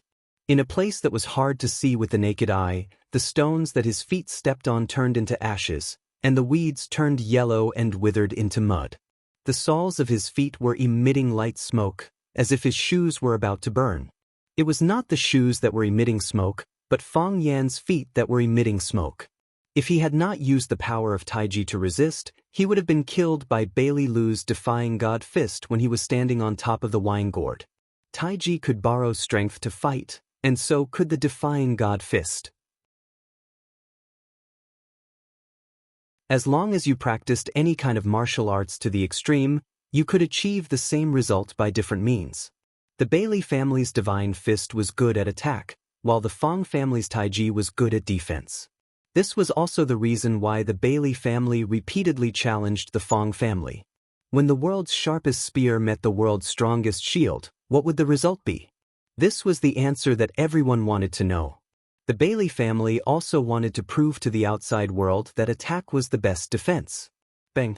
Bailey Lu's body fell heavily, and his feet left 2 deep grooves on the hard concrete floor. The wine gourd continued to fly high into the sky, and then fell down after exhausting its strength. Bailey Lu stretched out one hand and held the wine gourd in his palm. He pulled out the cork and poured the whole bottle of liquor over his head. He opened his mouth and swallowed it. The liquor was emitting thick smoke, and it had already been warmed up by the random punches. The liquor was poured over his head, and the liquor went down his throat. Satisfying, really satisfying, ha! Bailey Lu shouted and laughed loudly, unrestrained and arrogant. Idiot! Fang Yan crossed his arms in front of his chest and looked at him coldly. The good Daoist was ruined just like that. The liquor was so hot, wasn't he afraid that it would burn his face? Of course, this was a problem that a handsome man should worry about. Maybe he didn't have to worry about this kind of problem with his looks. I really envy him. Fang Yan thought to himself. The Daoist in the copper pot spilled out, and Bailey Lu closed the cork again. He held the gourd, and looked at Fang Yan with a smile, and said sarcastically, "Runner Fang, what you used just now was the heart of Taiji?" "That's right," Fang Yan said. "It was the heart of Taiji." "The rumor is a lie," Bailey Lu said angrily. "The rumor is that because the heart of Taiji disappeared, you were worried that you would be beaten by Yi Gentle again, so you ran away in a panic. The rumor is wrong. Your heart of Taiji didn't disappear, so why did you do such a dirty thing? You lost the face of the Fang family and the dignity of us men. Runner Fang, do you know what people think of you now?" Fang Yan smiled bitterly and said, "How could I not know that you shouted so loudly? Runner Fang? Is this the new nickname you gave me?" Bailey Lu wiped the corner of his mouth, put a few drops of Daoist into his mouth, and tasted it. He said, "Are you satisfied?" "Whether I am satisfied or not, I can't run away from the nickname Runner Fang, right?" Fang Yan said. "If I am not satisfied, you won't call me that?" "Impossible," Bailey Lu said. "It was Yi Gentle who called me first." Fang Yan felt that his chest was stagnant, and he felt powerless as if his heart was being pressed by a heavy stone. Bailey Lu looked at Fang Yan in confusion and said, "Since the heart of Taiji is still there, why did you run away? Were you still worried that you were no match for Yi Gentle when the heart of Taiji protected you?" "Of course not," Fang Yan denied. "You won't believe the truth even if I tell you." "What is the truth?"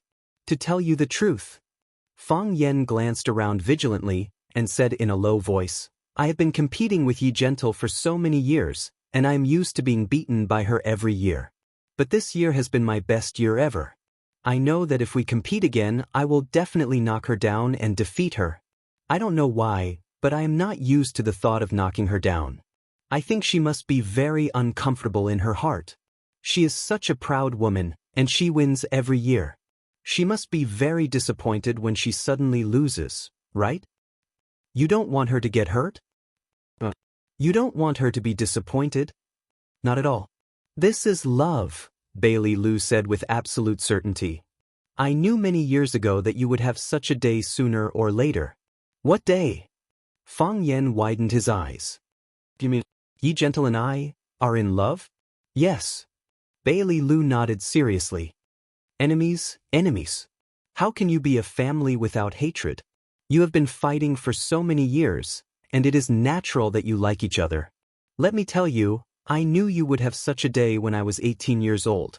Although Yi Gentle is violent and unreasonable, she is actually quite beautiful. How about you two just make do with each other? I see. Fang Yan looked like he understood and said, no wonder I would rather skip class and run away than defeat her. It turns out that I was blinded by love. Bailey Lu, you have to keep it a secret for me. If you are really tired of holding it in, you can't talk to more than 3 people at most. After a pause, Fang Yan said, of course, although I like Yi Gentle a little, I will not marry such an evil woman. Her violence is not worthy of my gentleness and kindness.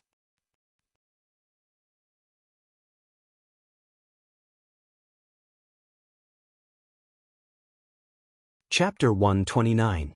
To any martial artist with feelings and self-respect, running away in the face of battle was the greatest humiliation. Fang ran. Thinking of this nickname, Fang Yan had the urge to cry. Why do I have to beat that violent woman? I have no grudge against her. I didn't peep at her when she was bathing or touch her breasts. Why do we have to have a competition every year? Isn't it better to have a competition every 30 or 50 years? Everyone will have more time to prepare for the competition, and they won't have too much psychological pressure, of course. It was also a shame for Fang Yan to fall in love with a woman like Yi Ro. A woman who would beat someone up over the head and make them unable to get out of bed for half a month. Who would like such a woman? Was such a woman still a woman? However, compared with running away, he was more afraid that others would say that he ran away because he couldn't beat Yi Ro. Although it was true.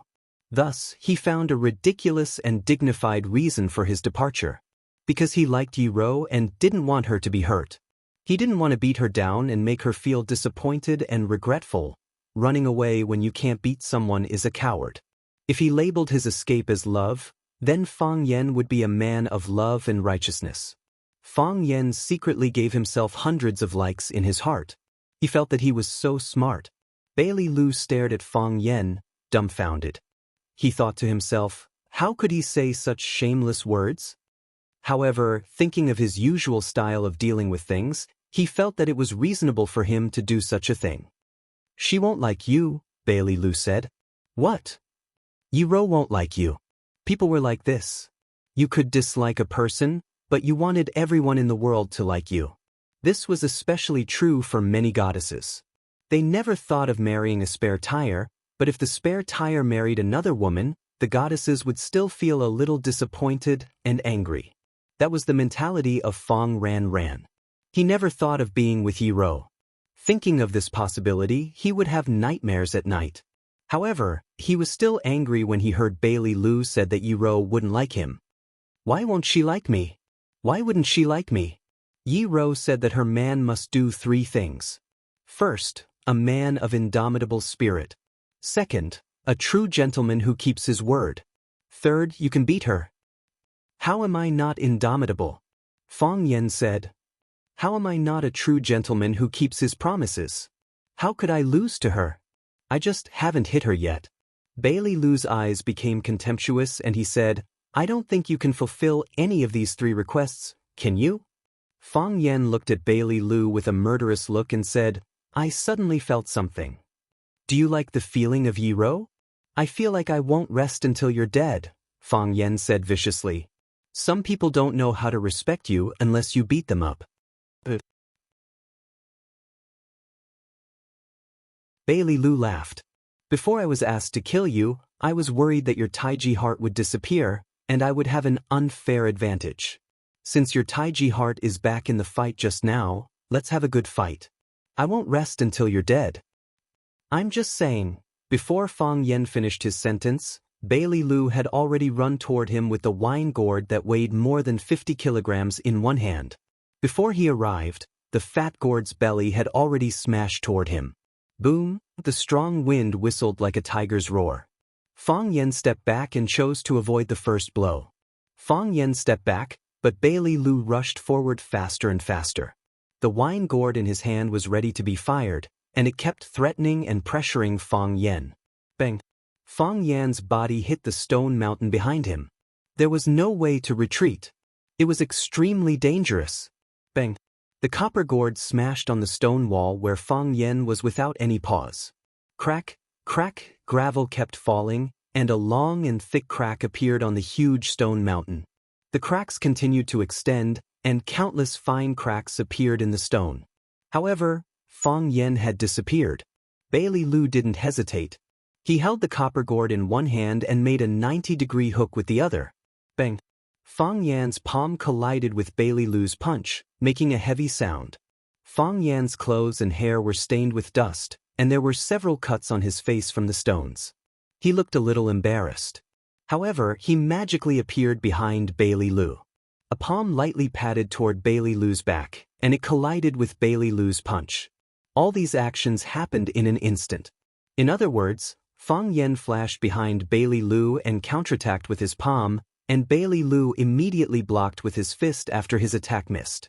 When a so-called master reached a certain level, he no longer used his eyes to defeat the enemy. He relied on his intuition. Eyes can deceive, and feelings are your most honest and reliable friend. Bailey Lu wanted to disperse after one blow and reorganize a second attack. However, Fang Yan's palm was stuck on his wrist, and he went straight for his vital meridian. Fang Yan hit the vital meridian point on Bailey Lu's wrist. Bailey Lu's body was exhausted, and the wine gourd in his right hand immediately fell to the ground. Fang Yan didn't stop at all. When Bailey Lu lost the ability to attack, he punched Bailey Lu's chest. His ribs were broken, and he really lost the ability to fight. This trick again. Bailey Lu grinned. It was a sly smile, as if his plan had succeeded. He clenched his fist with one hand, and the fist became extremely huge, and there was a faint red light flashing. Soon, his fist turned crimson, like a heated sledgehammer. Not only his fist, but even his arm had turned blue and black. This was a sign before it turned red. Fang Yan was shocked. They hadn't seen each other for a long time, and Bailey Lu's God-defying fist had already reached his arm? Wherever the God-defying fist was practiced, that part could break mountains and crush stones as hard as steel. If this was the case, then the fact that he grabbed his wrist meridian was a trap. It was a flaw that he deliberately revealed. His body losing strength and throwing away the gourd was also a disguise to deceive Fang Yan into letting his guard down. At this moment, Bailey Lu's hand that was holding the gourd reached out and grabbed Fang Yan's shoulder blade. Dragon God Lock. It could even lock a dragon god, let alone a small loach like Fang Yan. Bang! Fang Yan's stomach was hit, and the pain almost made him vomit the dinner he had last night. Knee strike. Bang! Another knee strike. Bang! The third strike. Fang Yan felt dizzy, and he wanted to vomit. He had the urge to faint on the spot. He knew that if he really fainted on the ground, Bailey Lu would not hesitate to grab his legs and throw him into the gorge. Although the two of them seemed to be very close on the outside, as if they were old friends for many years. However, they both knew that when the real battle began, neither of them would show mercy to the other. New hatred and old hatred, they would not rest until one of them died. Bailey Lu lifted his calf again. He had already pressed Fang Yan's body lower and lower. This time, he wanted to hit his sternum. As long as his ribs were broken, Fang Yan would become a rabbit waiting to be slaughtered. Bam! Fang Yan's hands pressed on Bailey Lu's knees. Bailey Lu exerted force, and so did Fang Yan. Bailey Lu exerted more force, and Fang Yan used the heart of Tai Chi to borrow force. No matter how hard Bailey Lu tried, he could not hit Fang Yan's ribs with his knee. "Do you think you can stop me like this?" Bailey Lu laughed wildly. "Fang Yan, from today on, I will prove to you that Attack is the best defense. The winner of this battle is me. Bailey Godly Fist defeated Fong family's Tai Chi. Are you? Fong Yan's breathing was a little heavy. That was because his lungs were injured. Are you thinking too much? As Fong Yan spoke, he hooked one hand, and Bailey Lu's feet were lifted off the ground at the same time. Fong Yan suddenly straightened his back, and Bailey Lu's body, which was on his shoulder, was abruptly lifted up. He crossed his feet, pressed his body on the ground, and drew Tai Chi with his toes. At the same time, his body also rotated. He held his hands in a circle, and used Bailey Lu's body as an arc of Tai Chi. The heart of Tai Chi rotated crazily, and only a white gas vortex could be seen, but its real body could not be seen clearly. There was a warm and abundant gas in the Chi pit, like a Chi meridian extending to the limbs and the major meridians of the whole body. When it went around in the body and entered the sea of Chi again, Fong Yan felt that he suddenly became energetic and powerful. He felt that his whole body was full of power, and he had an impulse to destroy, and to crush all the enemies. Bailey Lu wanted to struggle, but Fong Yan took the initiative to press him down. He made a move, and Fong Yan pressed him down. He made a kick, and Fong Yan pressed his foot down. Fong Yan's body rotated faster and faster, and his hands danced faster and faster. Bailey Lu's vertical body turned into an oval, and the oval became a circle. There is no heaven and no me, and I am Tai Chi. It had to be said that the feeling of being able to look inside and foresee the enemy was really awesome and pretentious. Bailey Lu's body turned into a ball, and became the Tai Chi that Fong Yan was playing with and dancing. Fong Yan raised his hands, and Bailey Lu, the meatball, was thrown into the air. Then he leaped into the air. His whole body stretched out, like a big eagle spreading its wings and soaring. When the height of his jump was the same as the height of the meatball, he kicked the meatball away. Bang! The meatball hit the mountain wall, and the sound of bones breaking was heard. Fong Yan's feet landed on the ground. The second round, the Fong family of Tai Chi wins. Fong Yan stood proudly and said in a clear voice, "You're tuning in to the Wang Lin's Journey YouTube channel. Don't forget to subscribe and join us on this journey to catch the most captivating stories.